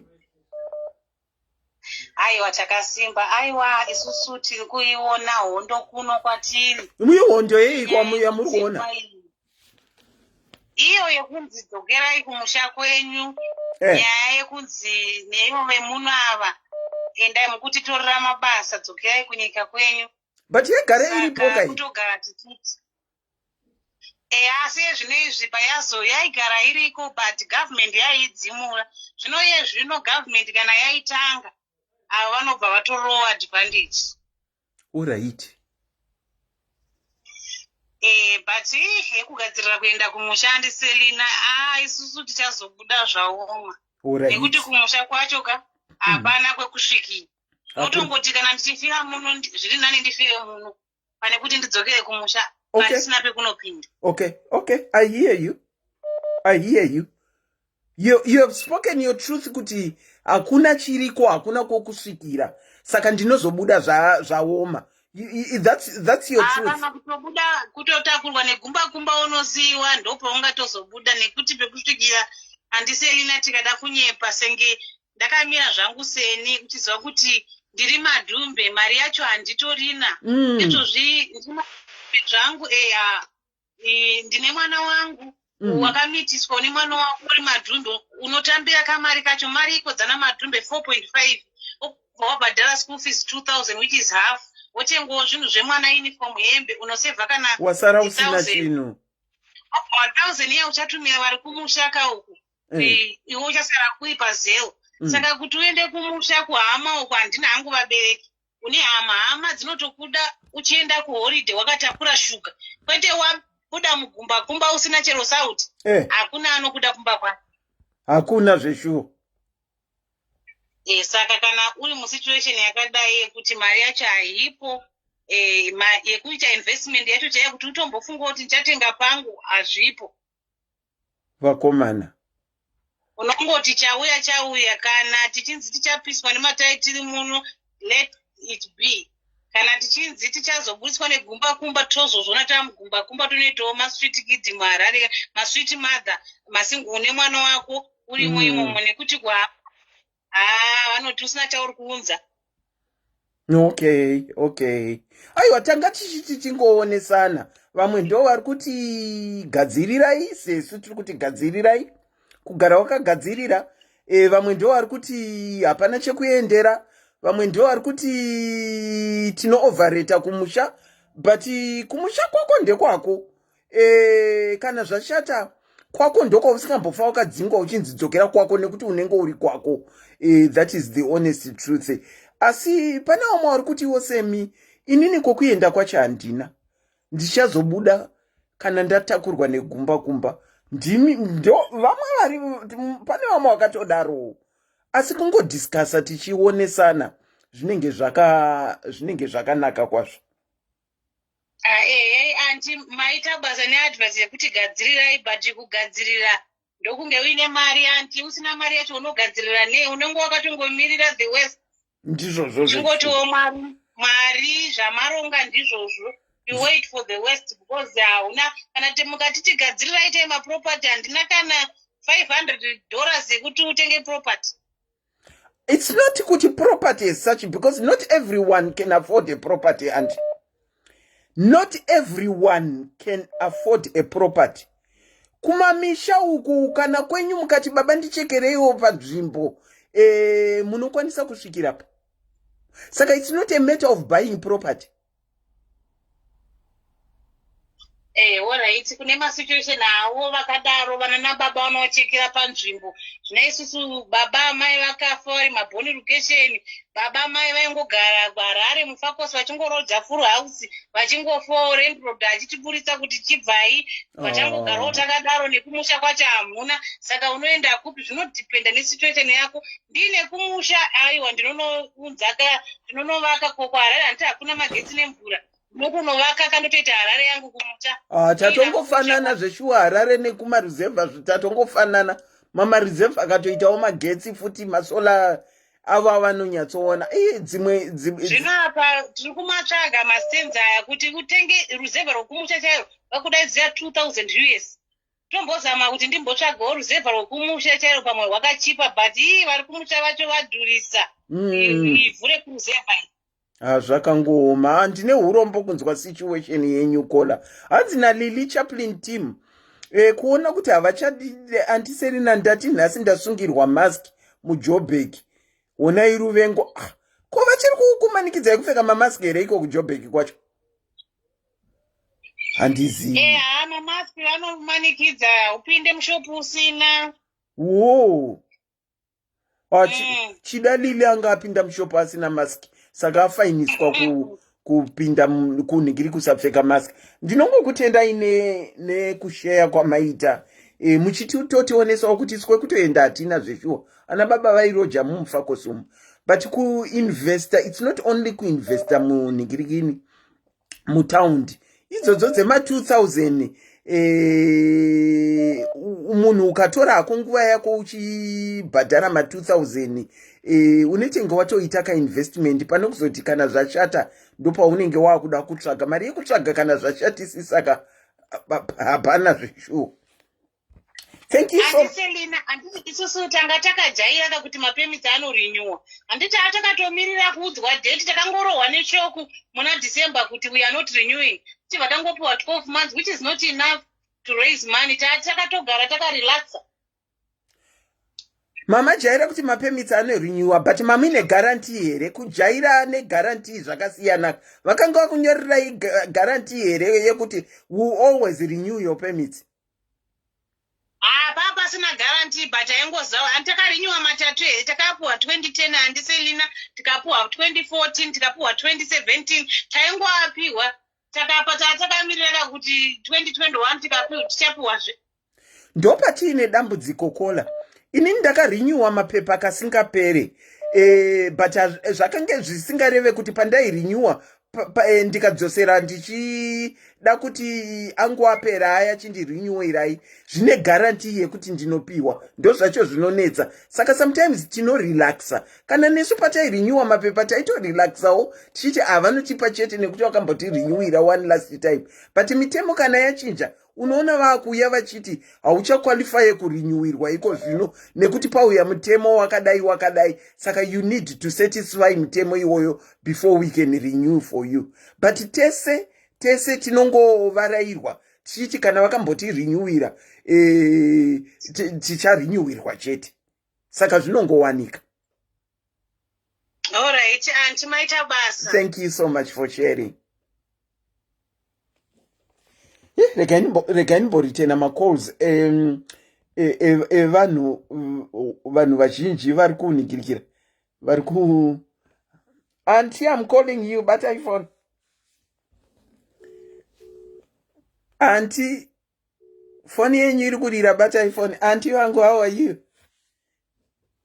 Makadi yenyu wakoma. Tiripo, welcome to the program. How are you? I'm fine, thank you. Oh. Hey, inini Auntie, inini problem yangu iri complicated. Like you said, kuti sometimes maybe unenge une zvinhu zvese zvakakwana zvemunhu. Ndanga ndichingotevera hangu program. And you raised a point yekuti sometimes chero une permanent raise ne-ID yako. One day zvinongomuka zvonzi ameno zvinhu zvacho zvinongochinja. You know. But inini problem yangu ndeyekuti inini nemurume wangu tinotova nemba munomu. Okay. Tinotova nemba munomu.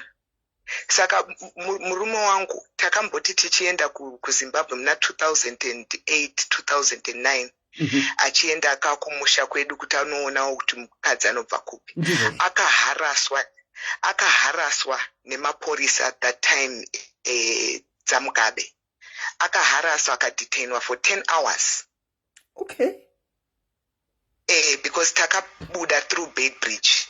Tichida kuenda kuBulawayo. Okay. saka paiva neroadblock a few kilometers away kana watena wakufeisa kuti wakuenda kubulawayo. Ndipo patakasangana neroadblock, vakabva vamusunga zvikanzi muri kuenda kupi, because ipapa patanga tichiri musikana nemukomana tanga tisati tawanana. Vakatora makamera chichi vakabva vamuvharira, ini ndichiharaswawo kuti kuenda kupi nemurungu, saka akaita bad experience.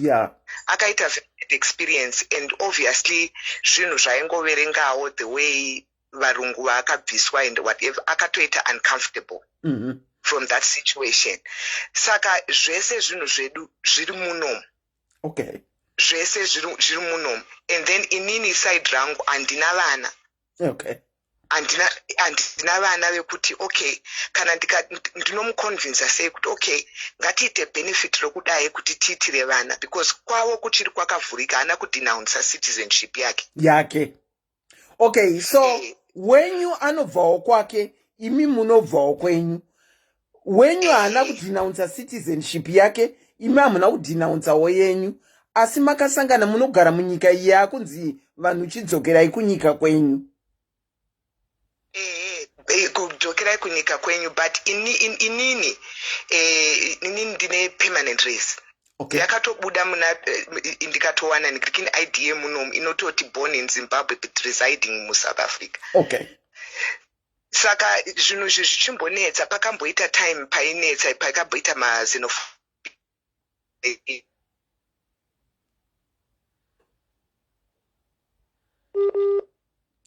reconnecting.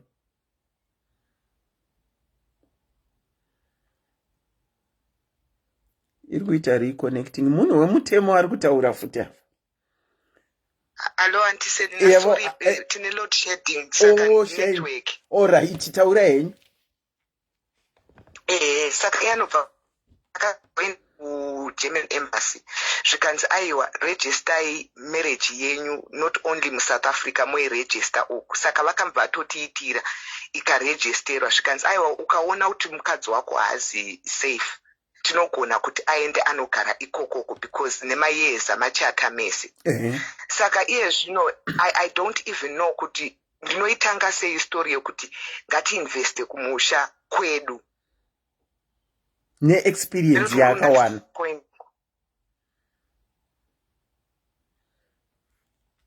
Hello?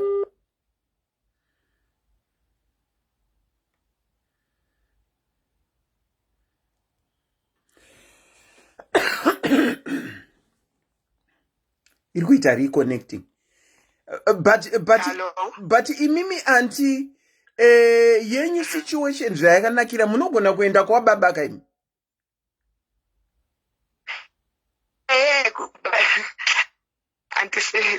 Kana push comes to shove, ndizvo zvandingaita. But inini neexperience uchingoendako kunovhakacha ikokoko, it's not my opinion okuti ndinogara ikokoko. I hear you.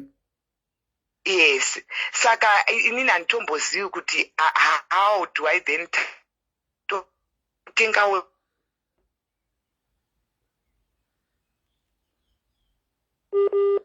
network.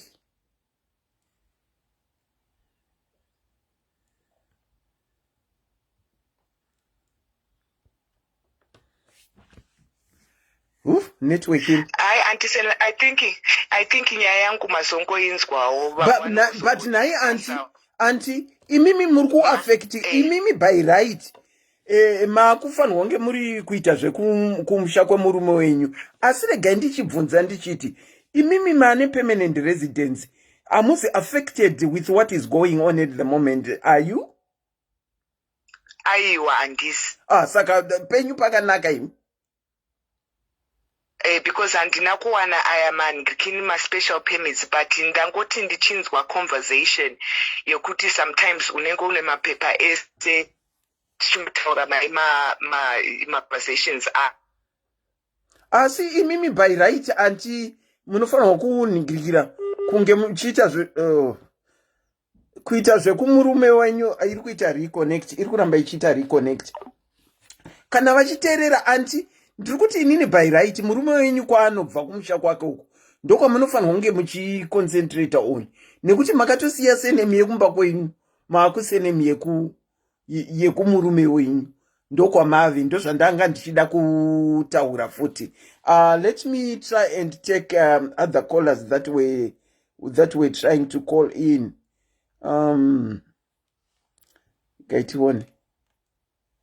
Gaitione anti ava kana kuti ndibaba here, regai tivaridzire runhare tinzwei. Ndinokuchingamidzai pachirongwa. Kana chaikuda chaakukusema. Makadini? Makadi yenyu antiselina. Tiripo kuti makadiwa asikana. Tiripo. Inini ndanchida kungocontributawo kune vanhu vari muno muSouth Africa, ndiri vamwe wavo. Asi inini ndiri umwe wanga ari padhinawo yekutoti handiendi kumba because handina munhu wokunopa vana. Vana vangu vese vanodzidza munomu. Asi zvandakaona marimwe zuro muPretoria kuMaravastat, zvekutoti vanokuziva kunonzi kuMaravastat vasingatooni hama dzavo, vanhu vakatorwa. Asi ini nasisi vangu chinhu chakatiponesa, mataxi driver vakabva vati no, mukakumba vanhu vese ava tinozoita tinozoshandei nhasi. Munoziva kuti Mwari kana uchingonamata ane nzira yako, but vanhu vakatorwa zviri rafu. Ende mapurisa echikadzi aya zvamamuchimbotaura pekutanga paya kuti ndo vanenge vachitopusha. Zvandakaona ndakarwadziwa nevamwe vanga vakatakura madhishi echibage, vanga vakabereka vana. Vanga vari kuMaravastat. Zvakaitika rini? Marimwe zuro kuPretoria kuMaravastat, vanokuziva because kune taxi range yekuti vanoda kuenda Joburg, vanoda kuenda kupi ndokunokwirwa mataxi ikoko. Vanoziva vanga varipo vakaiona story iyoyo. Ndikuona vanhu vari kuti true caller.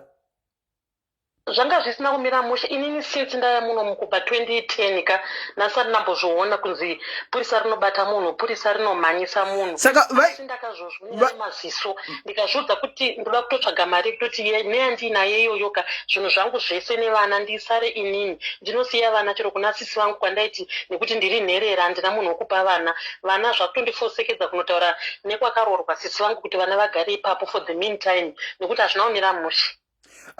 Kola vaifamba vachibvunza here vaizokubata zvaita sei? Kana kuPretoria koka kune home affairs kunombomira maZimbabwean stereki. Vanogara muPretoria vanoziva kunowanzowandira Maravastat koko kwakazara maZimbabwean vanotengesa mabhizinesi, vamwe vanenge vatengesa fodya, zvinhu zvekumisha chii. Asi ndakarwadziwa handiselina kuti nyika yedu inonaka rini vanhu vachitambura kudai. Ndakarwadziwa vamwe mazera ana mai edu vachimhanya but vanhu vakatorwa zvokutoti vasiri kuona hama dzavo. Kana mumacomment section vanoziva vanogona kumira neni. Ndishuwa ichokwadi handisi kunyepa. Ndiri kuona mupondiwa mese ari kuti kunyangwe kuMaravastat marimwe zuro vaipinda kunyangwe nemashops vachikunha vanhu. Aiwa, zvanga zvisina kumira mushe antiselina. Ini ndakapona nepadika ndiri kunyepera zvokuti kutaura kunoka dai vana vakasara. Vana vakatosara vari vega izvezvi. Kana ndaingozotumwa mumwe munhu andowirirana naye kuti ndisiriwo vana pabhasi aingozotoisa. But chaizonetsa ndechekuti kadhi muridzi ndini ndinaro, vana vacho vaiteera nei. Asi ndakaponeswa naMwari. Ndandiri padhinawo yekuti inini handiendesi chinhu kumba, ndichange ndichivanzvenga. Asi zvandakaona zviya handidi kana kuti zviitike kumumwe munhu, nyangwe asiri hama yangu. Vanhu ngatiendei kana kuendesa vana kumba. Kana zvazopora tinokwanisa kudzoka. Nyangwe usina chauye nacho ngatitaure nevari kumba vanotigamuchira. Ingawa nemuya mwana akanga akarasika baba vake vakamugamuchira kwemakore. I know kuti vanhu vanogona kunge vasina kuinvesta kumusha, vakanga vasingatumiri, vakanga vasiri magood relationship nehama dzavo. Asi inini for 10 years ndagara muno ndakazozvonyera marimwe zuro zvinositaurwa ndanga ndisati ndasangana nazvo. Kana mashopa emakula emuchii vanhu vaibatwa rafu, vanhu vakasungwa. Wow. I'm glad to hear kuti makapona, muna kubatanidzirwa mukabata. And you are saying vasiri kuona hama dzavo at the moment. It might be vakakunhwa marimwe zuro vakaendwa nawo. Kutaura chokwadi andiselina, ndaitova nasisi vangu tatoti ngatisanganei muMaravastat imomo because mune taxi range irimo. Tambudzai ari kukonfirma kuti zveshuwa vanhu vakatorwa.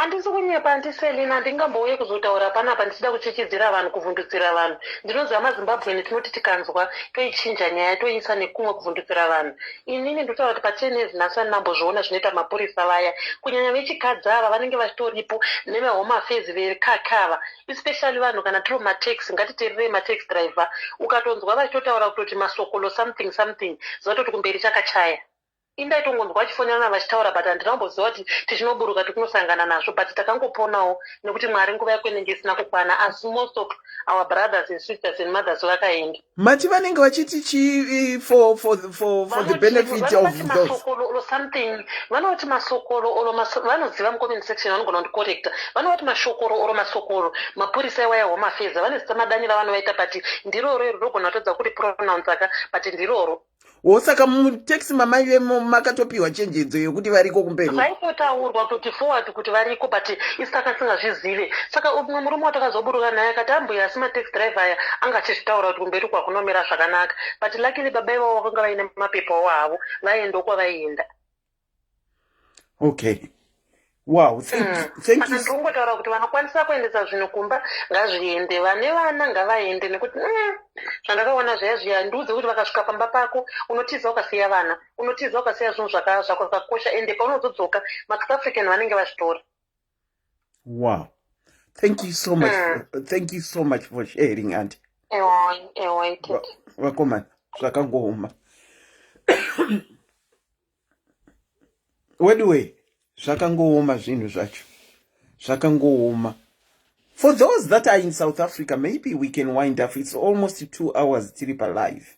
I'm intending to come back maneru ndokune siyana neni enda ku code to code unotsvaga wako ndopandiri kudzoka neiyoyo maneru ndinokuchingamidzai pachirongwa kana chaikuda chokusema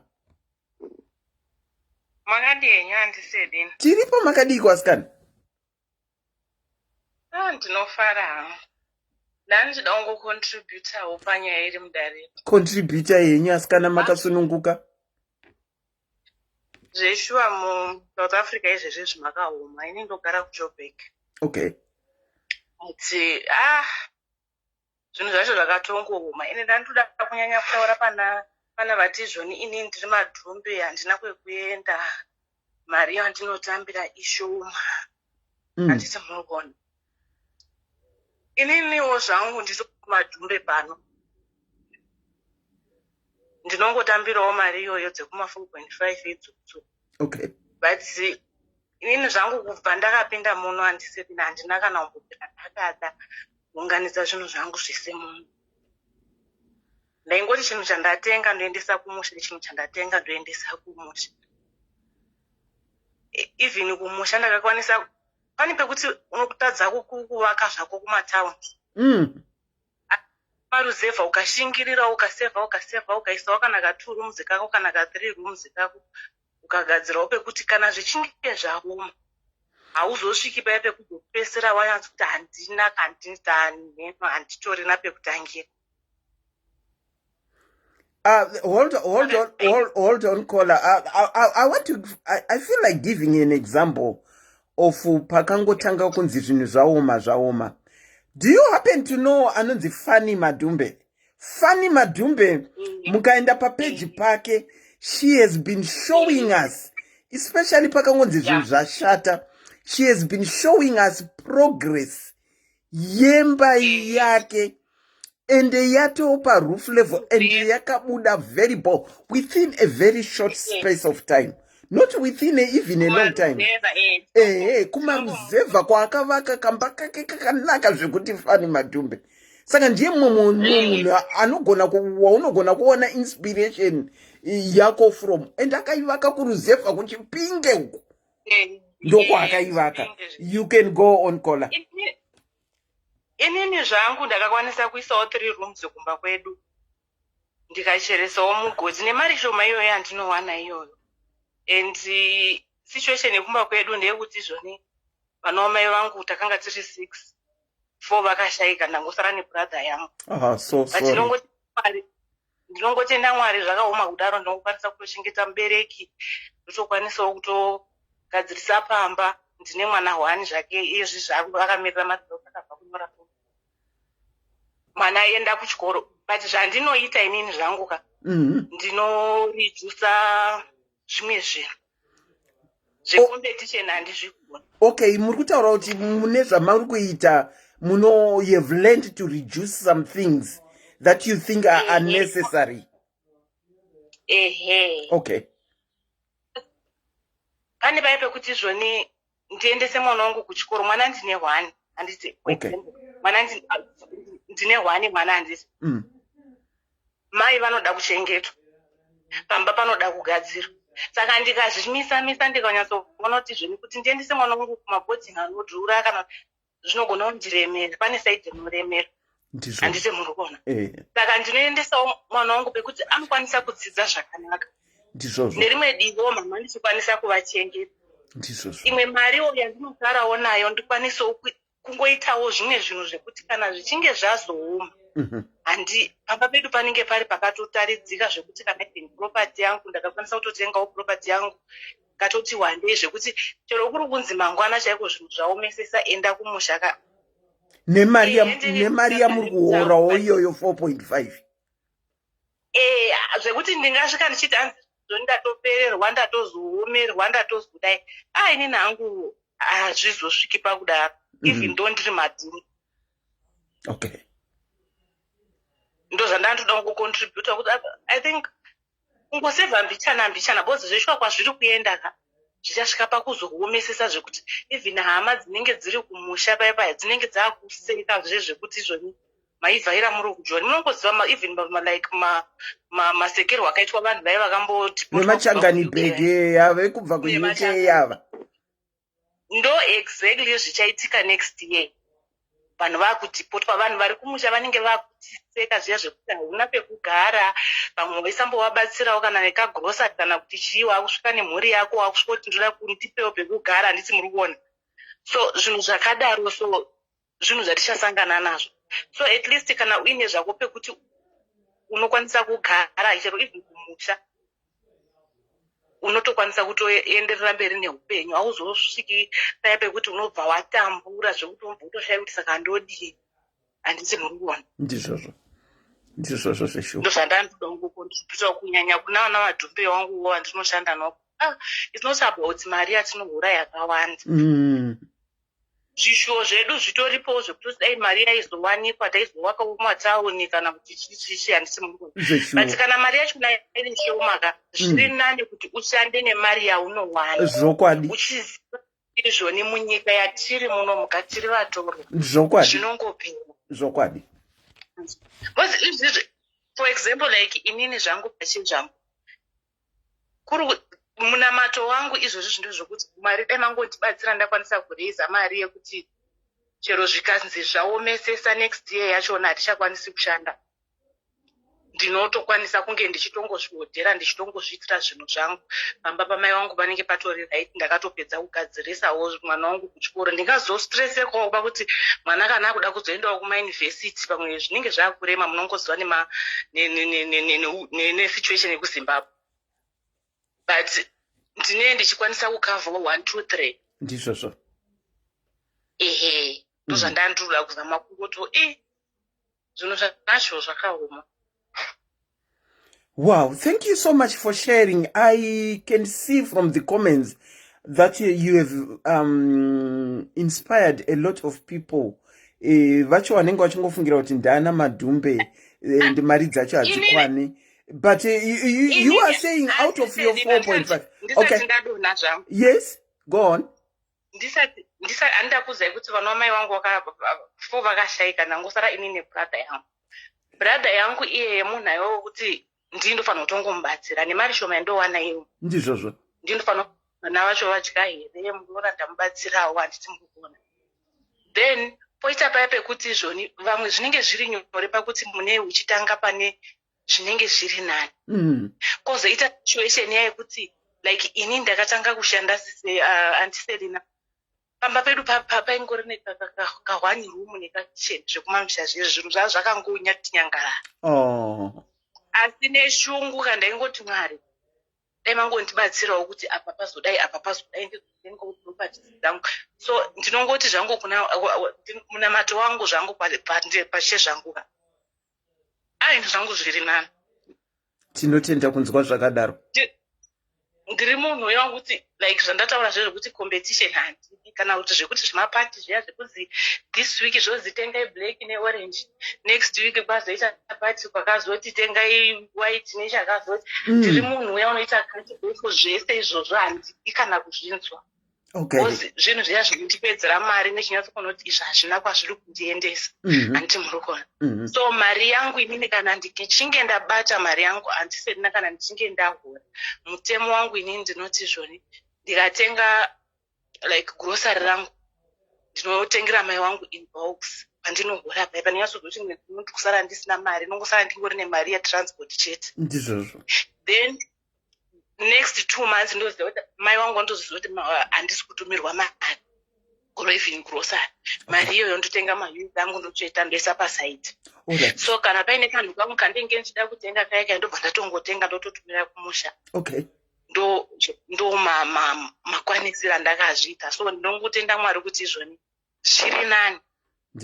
Handisi munhu akagarika but handisi munhu asina pekutangira. Saka from what I'm hearing from you, you have been doing it for quite a long time.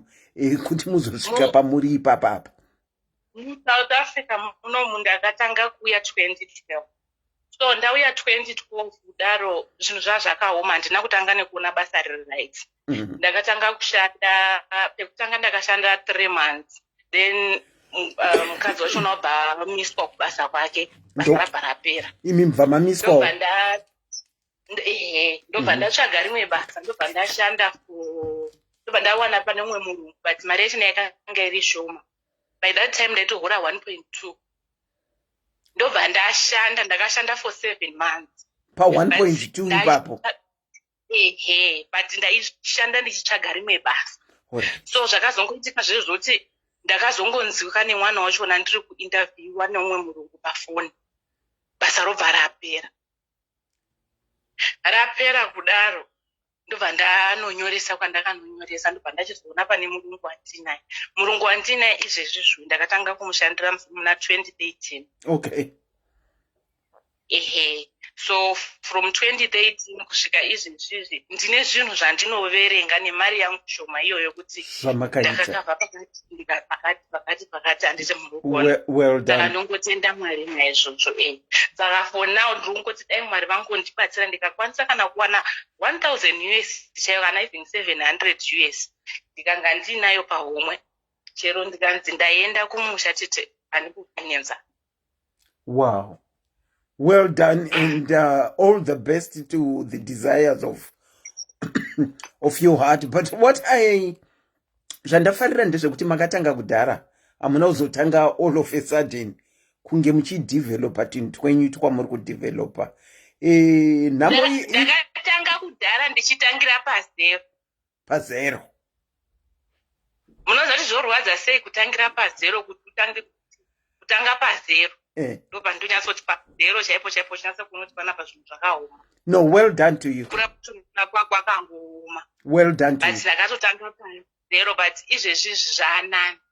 Well done to you. All the best. All the best. And thank you so much for sharing. You've inspired quite a lot of people. Makatanga muri mu 1.2, mamu 4.5. But you have done... Ndakatanga pa South African ndaihora 600. Yadzika kuti makatanga pa 600 iyoyo kamunhu wanga ari right zvake but munhu aishaya wanaiwana zvokuti uchibva kumusha zvezve unenge uchingoti zviri nane kuwana something than pane kugara. Very true. So ndakatoenda pabasa re600 sipapa ndichitoti zvitori nane pane kuti ndipere ndakagara ndichinzi izvoni ndikutsvaga basa rine mari. So 3 months mai vaye vakabva vaita sei vakabva vamiswa basa but still pa 600 ipapapo zvakatongooma kuti pamwe pakuti waiti ukapiwa 600 ya wotomboti kana kuti after 1 week zvombonzi ndikumbirawo mundikweretese kana kuti 200. umbobvisazve paka 600 kai waumbokweretesazve saka mukozi akubhadhara ukwereta futi pamari yaakubhadhara. but she was so sweet. Ndaimunzwisisa zvangu kuti munhu akanga asina do ndakagara naye nguva no akanga asina. Aiwa, kana mainzwisisana that is quite okay. Makabvira pasalary yanga inini pfungwa yangu yakanga ikonde kuti zvone handingagari ndisina ndongoti ndakagarira basa ndotomboti zviri nane kunonzi kurembera dhani kudona ndizvo ndizvozvo ndizvo ndaningori nehope yekuti kana paine rimwe basa riri nane richazouya but handingambogari ndakamirira kuti hanzi ndikumirira basa remari. Wow. It's better kuwana something chiri small than kutoshaya zvachose because pane nguva yekuti zvinenge zvakatooma andisedina muSouth Africa muno zvimwe unogona kushaya kana mafuta ekuzora chaiko kana even mabezi chaiwo unogona kumashaya saka chiri nane pakuti upi hwako 600 wongotengawo zvimatoiletires twako mazuva achienda zveshuwa than kuti haina handimirire basa re600. You are better off with the 600 than 0.00. You end up wakuzoenda kumabhawa wakudaidai wakungoita zvimwe zvinhu because unenge desperate. True. So anditi mukoni. True. Thank you so much for sharing, Kola. You've inspired a lot of people, and I can see from the comments kuti vari kuagreea nemi. Ndatenda mashare, Kola. Alright. Thank you. Take care. Good day. Bye. Wow, handiti kuonesana tarisai vakatanga vari mu600 vakapinda mu1.2 vapinda mu1.2 vamu4.5 asi vari kuti kunyangwe ndikadzokera kumba handishaye pekunoduka because ndakavakawo kangu ndakatotanga nekuvakira ndofunga ava network kana kuti kwane load shedding aichaite ndakatotangawo nekunhingirikira tione kuti takola vamwe ndakatotangawo nekuvakira mai vangu vangaoneka 1 room. Ndinokuchingamidzai pachirongwa. Hello. Makadikwa sikana. Tiripo makadiwo. Kwakadii kwamuri? Kwandiri kuri nani zvako. Muri kuiona saiko nyaya yekunzi endai muri kugadzirira here kana kuti muri kuti handiende kusvikira vandiudza pandimire chaipo ipo? Handiselina ndidi kunyeba tichitopinda muno muSouth Africa ndakangogara ndakatongoti muno mamusi mekugara wakanyatsoti ndakagara zvekuti ndo pedu pese handaukangana kumusha. Hamuna. Handina handiselina ndakapinda muno mu2014. Okay. Kunana October uko mbandawana basa maramboshanda mbatati 2015 ndakiya zvine zvakaoma ndiserina kwatine takabva kune kusina kumira mushi zvokwadi ukazona munhu akuti ndakuenda kuSouth Africa kwabva kunenge kusina kumira mushi inzi taitiri vanhu vaitogara dzimba dzemapango uchibva kumusha wauya kunoka azvezvi kuti kunakirwa ndiserina kai kana ndichitaura kuti South Africa ndakanakirwa nechinyepa ndina sure because ndichifunga zviri kumusha kwatakabva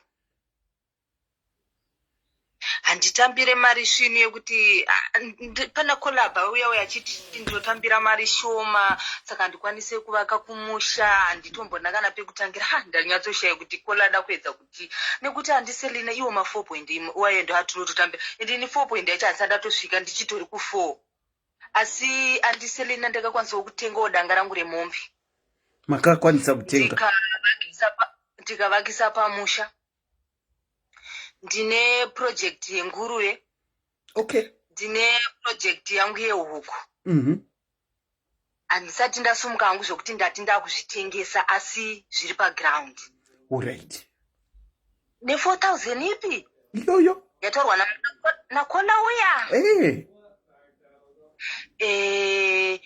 Handiselina pamedu taive 6 but 3 pasi. 3 vapenyu nababa vechi4 vakafa tasarwa namai vanenge vakatarisa isu vana ende pavana vakafa pa3 vakafa 2 vakasiya wana, 1 akasiya matwins akanga ine 2 days dzekuberekwa, nemwana angati kurei kuratidza kuti akasiya 3. Uyu mukomana uyu akasiya nhumbu yanga ine 2 months ine akanga ari kumagrade 1 2 3 kokoko. Vanhu vese vavanga vakatarisa inini hatisele. Wow. Pa4 iyoyo. Pa4 iyo ende 4 ika iyi ndiye manje handiselina. Taitombove tiri kuma 3 point uku. Wow. Saka ndakasumudza nherera dziya vamwe vakapedza zvikoro vamwe vakaroorwa ndobva ndasara hangu newangu mwana 1 wandakanga ndinaye muupenyu ari form 2 ari form 1 ari form 1 wangu. Saka unonyatsona kuti nhamu yangu ikai nemari yandinotambira mwana wangu ndochimuendesa pachikoro chinoenderana nemari yangu. Handirarame zvinhu zvine pressure, handiselina, handiwararame nezvinhu zvandisina kana kuda kujoina nokuti nhinga azoita zvakati rega ndiitwo izvozvo. Aiwa, hamurarame nepressure. Aiwa, ndipopa kutaura kola uye ataura kuti 4.2 haisi kuita sei? Haisi kukwana. Ngaite kuti ikwana handiselina, atsvage pake kwete zvokuti hanzi ndinoti ndinoenda kuZimbabwe ndinozonoti aiwa handiselina nhasi ndikanzi ndadzingwa ndinotoenda kuZimbabwe ndichimhanya. Munoenda muchimhanya? Ndinoenda ndichimhanya handiselina kana kutongonzi ndatorwa ndine zvandakapfeka ndisina kana tunhu twangu turi kuno handakwanisa kutotakura. I don't care. Ndizvozvo. Nekuti pfungwa dzangu ndichingopinda munomu chakaita kuti ndiuyire kuno kuSouth Africa ndochandoda kuzadzikisa. Handambozoda kuzonakirwa nezvinhu zvekuneni kuno kuche kutonga handambobvira ndakanakirwa handiselina. Ndokufunga kuti dai ndangowana mari yangu ndaitawo zvinhu zvangu kuZimbabwe, ndadzokera kuZimbabwe ndanogara. Kuno kuSouth Africa kuzi safe. Saka kola uya taurai naye abvise pfungwa yekuti 4 point something aitenge inotenga handiselina. Thank you. Thank you so much for your contribution, Kola. Ndatenda zvangu. Thank you, Anna. Thank you. Good day. Wow, I think tingachiwinda off tamboonesana. Vamwe vari kuti vanoenda, vamwe vari kuti havaende. Kufunga nekuwarira kuri kumunhu, but it's only for discussion. Vamwe tinopa pressure kumusha, tinokubiga kwakadaro. Zvinongosiyana nemunhu.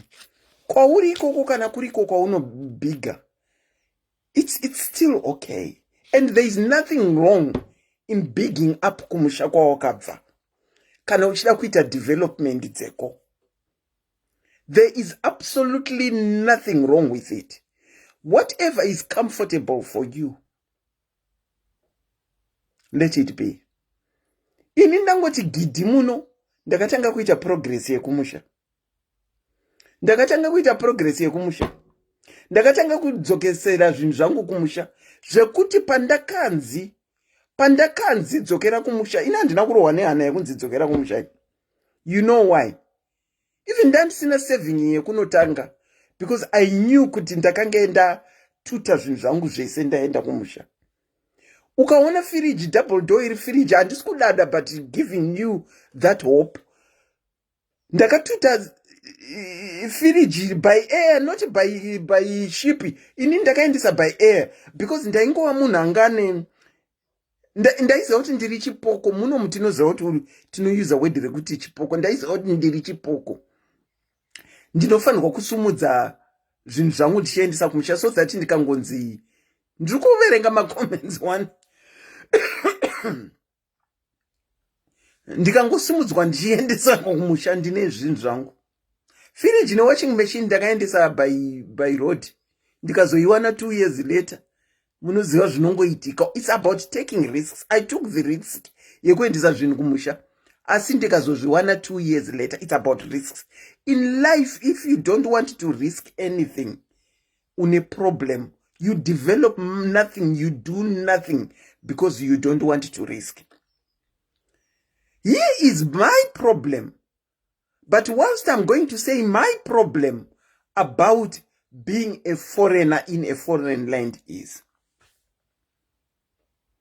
permanent residence, it doesn't, hatisi kutombotaura zve hanzi munomati madpdd whatever ekurenewa muchipiwa 2 years 3 years. I'm not even talking about those. Permanent resident.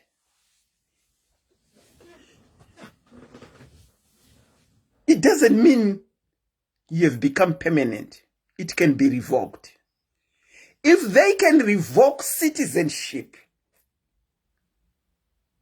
permanent residence inogona kurevokwa. The good part about people that belong to that country, they cannot revoke anything because you belong to that country. Kana une British citizenship, whether people would like it or not, I am going to say it. Whether une citizenship yemu UK, as long as you got it by default, it can be revoked. Mazua pera pane outcry. We have got a blogger. Akarivokera citizenship yake because of kuwawata ipo pa social media.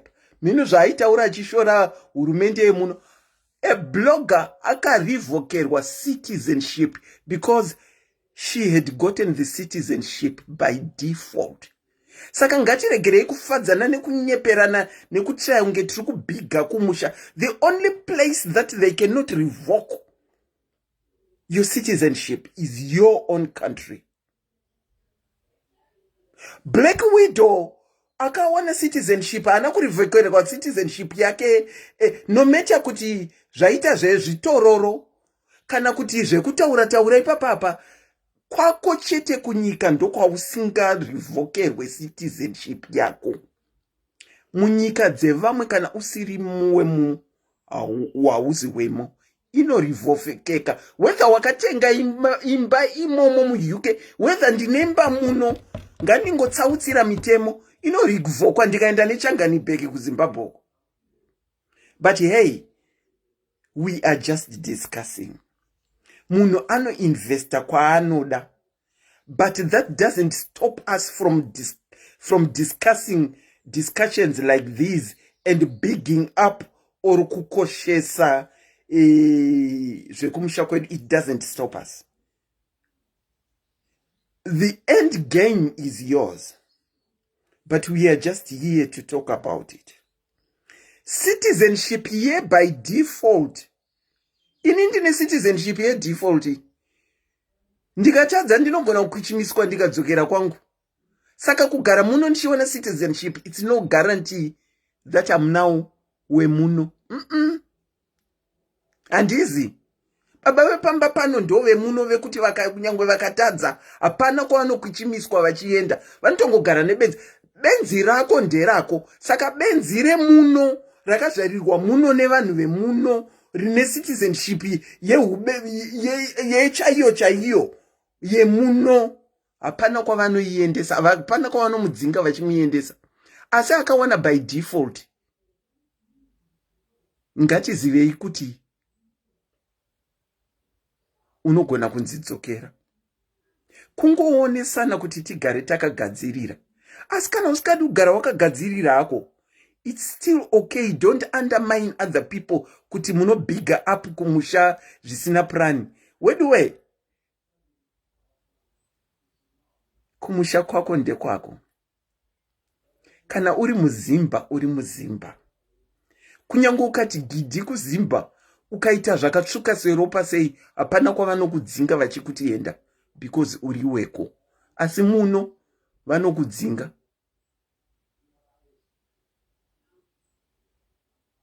G4 muno mu UK yakambonetsa nekuescorta people back, left, right and center. And 2 or 3 people died. Vakafira mundege umu vachitraya kupinwa down because vairesista kudzoserwa kwavo.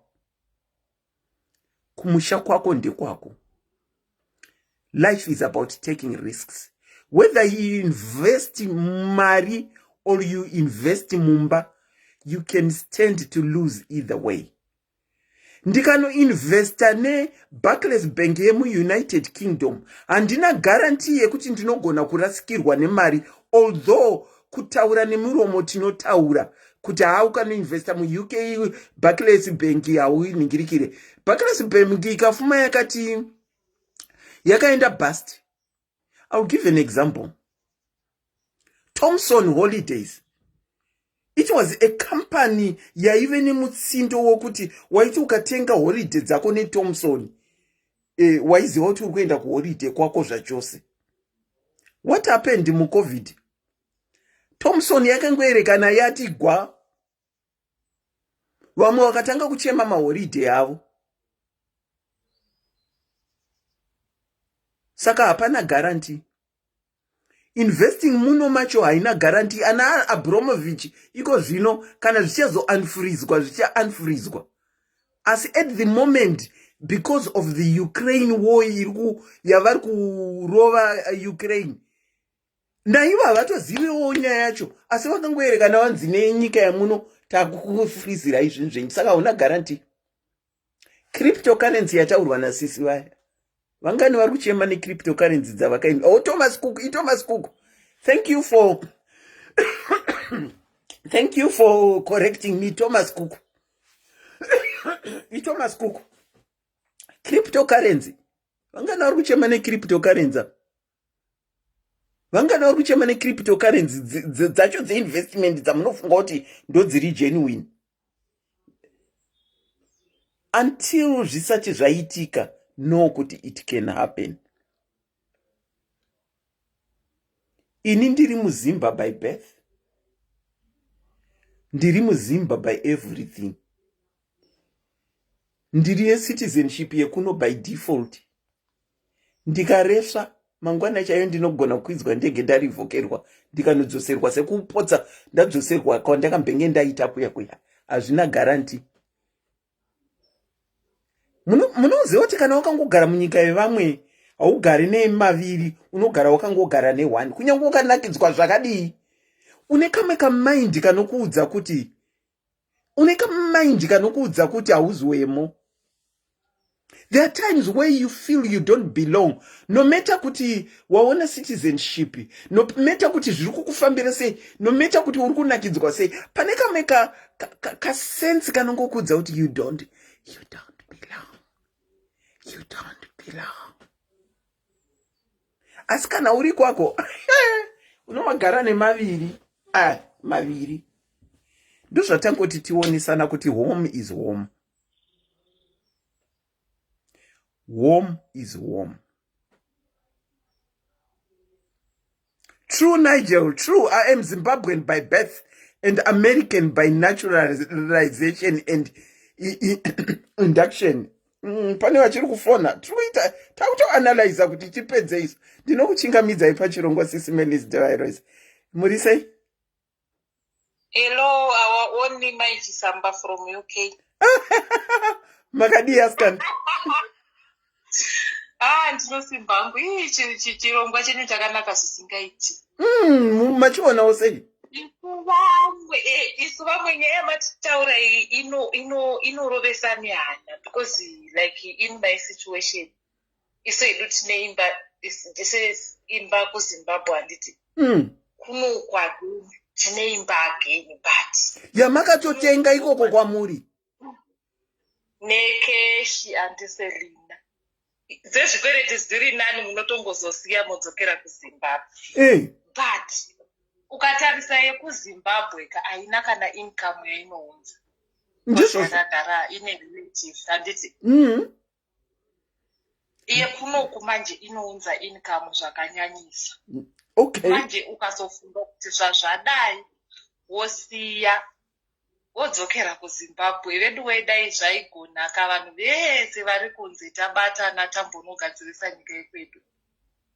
Tafoma kana even magroups emafu kungoti wese ari kune imwe nyika timbogara pasi tidiscussa tota sei kuti tidzokere kuZimbabwe tinogadzirisa nyika yekwedu, nekuti iyi ndo inonzi reality yamataure zviri kuitika kuUkraine, zvakaitika futi kuUK, vanhu vakadzoswa handiti kunoku ihondo, kuSA ichatova hondo hombe, bozi vanhu vazhinji vari kuno havana mapepa. Yeti vane mapepa vacho itori hondo, Zvakangoma. Andisedina inini ndiri kufield yangu yekubasa kwangu anditika. Pane this document yatinofanirwa kunge tichirenewa yeni. This year inini ndine PR. Okay. Asi this year that document yaita kunge vasingatodi zviizve zvokuti unotongoonoti zvazvekumanikidzira izvi yakazobuda zvayo. So kwazviri kuenda ka yes of course kunodziva nemaztp chichi but zvichatongobatawo futi vanazvo isusu tinawo mapepa akakwana ka still we are going to be affected indirectly mona. Then pane ambofona achiti kune vari kutandaniswa. I'm sure vari kutandaniswa panguva ino yavana mapepa kune vastorina ndizvozvo because problem iri kuitika munomu vakawandisa vacho ndo vasina ndizvozvo vane maztp vacho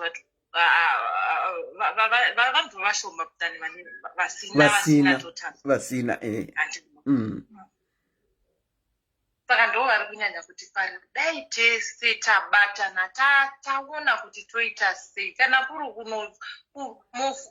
wese ari kunze tobatana toenda tofamba mbijana takananga kustate house kungoita a peace walk. I think it was going to help us. Okay. But problem yedu ndeyekuti isusu tinowanza kutaura but tisina action. Ndizvozvo. Like iye zvinokuri kuvhutwa. But wese munhu the majority vari kunze havasi kuzovhota. Ndizvozvo. Vanhu vashoma kuZimbabwe ndo vachavhota.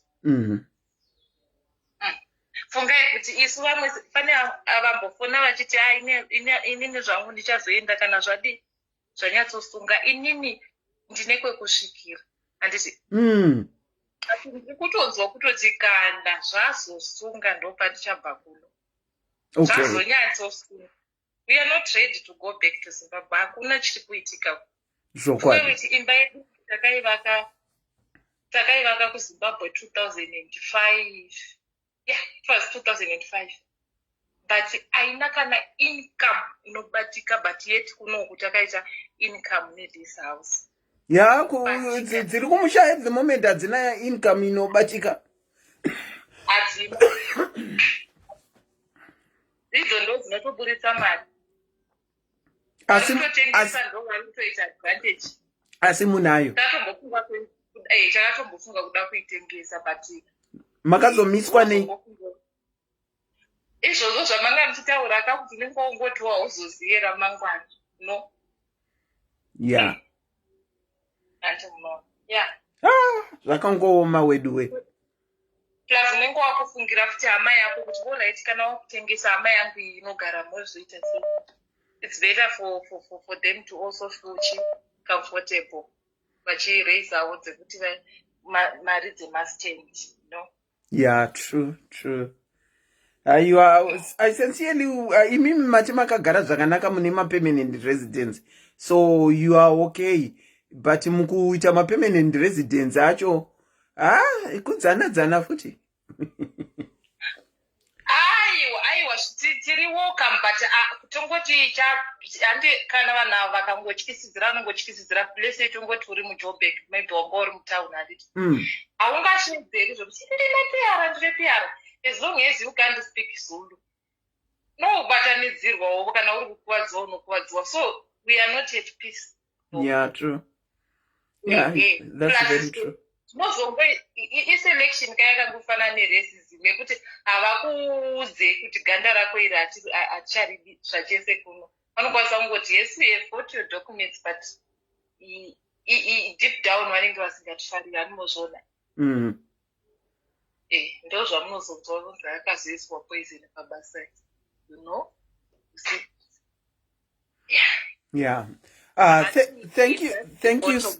Thank you so much for sharing. Thank you, Auntie Celine. Okay. Sorry? Our mighty Samba from UK.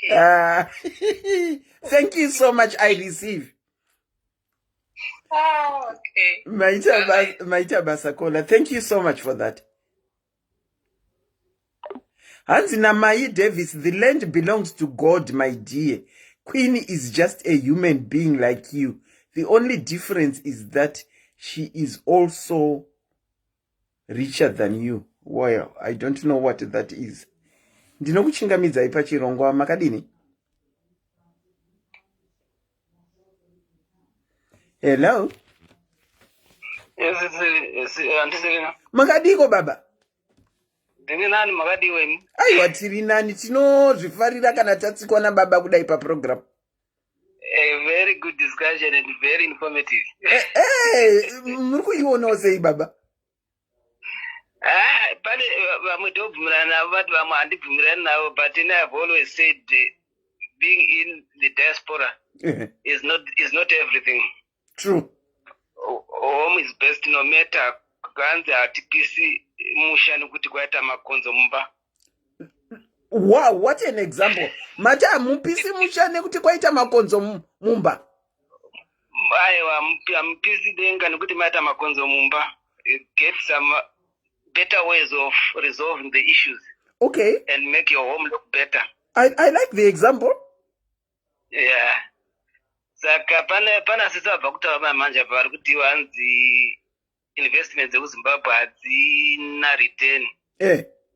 I stand to differ with her. Now I've got my own personal example.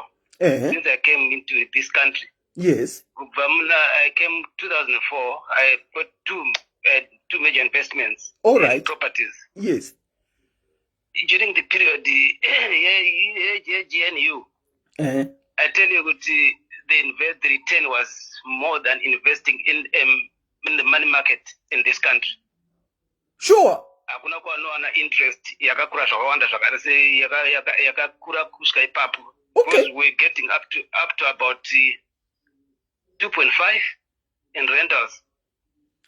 $2,500. Okay. At the moment, because pakazochinja zvinhu vakaita 1-to-1 yawe.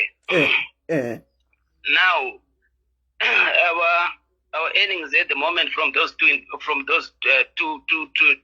properties is about 800, and still I'm saying even then like 250,000 pounds in an ISA investment, how much was I going to get? Baba, ISA dzamuri kutaura muno madzina investment. Increment yesalary chaiyo. Mati mambona pabasa pauno increaseirwa senti chairo. Haina muno mamuna investment. You see. So, but that money I was earning that money in invest and chivaka. That money is giving me that 700 at the moment is good enough for me. Kuti ndinobatsira vanhu vari kumusha kumita all the other expenses dzinodzidiwa kumusha ikoko. Okay, saka muchatorei kuno muchiendesa iyoyo iri ikoko ndiyo yakubatsira ikoko? No, yokuno tongomirawo nemamortgage wokunoko. But tikadzingwa nhasi zvamamutaura kuti mukanzi chabvundoka nhasi, I don't lose a sleep. Ndinongona ndinopinda one of my houses ndogara. True. And then dzimwe dzondipa living income. Ndizvo. Saka vanhu ngavarege kuvarairwa, vanhu ngavatsvage itsoni dzari kuti chitsotsi choitika kumushando chinovhundusira vanhu. But if you try to link with vanhu vakaita manivestments, makazviita sei? Where did you go and how did you go about it? Vanokupa information yekuti ita so, and then you can do a proper risk-free investment. Munoita zvinhu zvenyu. So vanhu ngavarege kuti hanzi hakuna chinobuda kuZimbabwe. Yes, maybe it also depends kuti wakaita investment yako kupi, which areas. Okay, ndikuona pana Rindai kwadi ari kutobvumirana nemi kuti paGNU rental investments were very good. I tell you that period tachinakirwa remari. Wow. Yeah, but zvoenderana kuti investment yako iri kuside kupi. Wakavaka kupi, and what property yako, how attractive is it to attract more income? Yeah, Saka, but the bottom line is you won't lose that. That's your capital. You won't lose it. All you can do is you can improve on it. Yeah. But muno tikanzi nasi mortgage muno mutadzingwa You can lose it. It's possible to lose it completely. Yeah, saka wow. Kumusha is the best. Kumusha is the best. And again, I've also maybe I was going to talk to you behind the scenes. Okay. And the plan is to start my projects like poultry, poultry, piggery, and fish farming. Okay. But at the moment, we still need to do the preliminaries. But after my infrastructure, maybe I'll come again up to the interested people to do a partnership. All right. My projects. Okay. Yeah. All right. Hey, thank you. Thank you so much, Baba, for sharing and giving other people hope. Vasina hope. Nezokuita my investments kumusha. Yeah. Otherwise, no. Ndatenda zvangu. Notenda nechirongwa chenyu nemurame makararo. Tatenda Baba. Thank you so much. Thank you so much. A very good afternoon. Okay, Baba. Hanzi namakanaka asidheti ndo ari kubika. Aiwa inini ndoda kubika ndega. I think I will now wind off. I'm intending to come back nenyaya yandakapirwa kunze ndai munonditaurira munhu wacho anenge aripo palive pandinoita live. Here is the thing, guys. Kana tichidiscussa kuonesana, zvataurwa naningi hazvizi wrong. Munhu at the end of the day unoita zvinoenderana newe iwewe. Ndo zvaunoita. Kuva ine foreign land kwakangofanana wakamboita mwana here ukanogadzikwa kuti let's say wafirwa nevabereki kana kuti vabereki vapenyu havakwanise kuita take care of you, unogadzikwa kumba kwehama kunzi vakuchengete. Do you know kuti wakagara kumba kwevanhu you don't feel like you belong. You don't feel like you belong. Se mafibiro anoita mwana wepo. No matter what, mwana wepo ane zvanowana zvino prioritizwa iye kupinda iwe usiri wepo.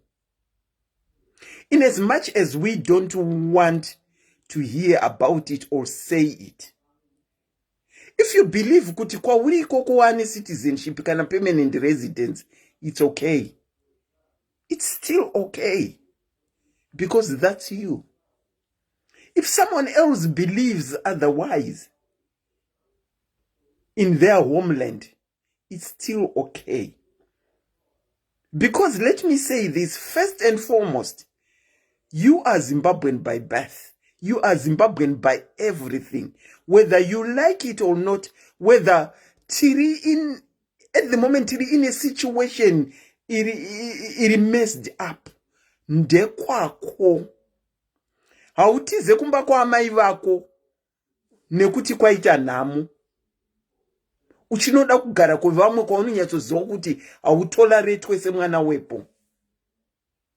Namo yekumba kwa mai vako at times itori nani than kunogara kwa usingatoleratwe. Saka in as much as we don't want, as long as une permanent residence or citizenship by default, the end decision is up to you. Let's not discourage varikuda kutaura zvavo nezve kudevelopa kumba kana kuinvesta. Vice versa, let's not discourage varikuda kuinvesta kwavo kwavari kugara kwavari ikoko. Let's not discourage. Tikangoita zvinoenderana nesu chete, we are home and dry. But for me, I am saying, even ndane ugari wemuno, andina kunyatsogara nemaviri kuti geshe. Ndine kamwe kasaidi kemwoyo kano kari kwangu kwandinoziva kuti ndinobva kwekuti mazuva ndairenewa ndaiti ndikasvika kumusha I felt so safe because ndanga ndisingacheuke kuti ndinobvunzwa kunzi are you legally here. Ndaifamba zviri free. Whereas muno pandairenewa, even ndarenewa, even ndane citizenship, I'm still prone kufamba ndichibvunzwa kunzi are you legally here? Let's see your ID. Kana vati ID vakutopancha vakutoona kuti status yeresidence yako yakamira sei muno. Whether we like it or not, that is what we are prone to. Ndozvazvitori, we can't run away from it. For me, home is home. For me, my heart will always be home. My heart will always be home.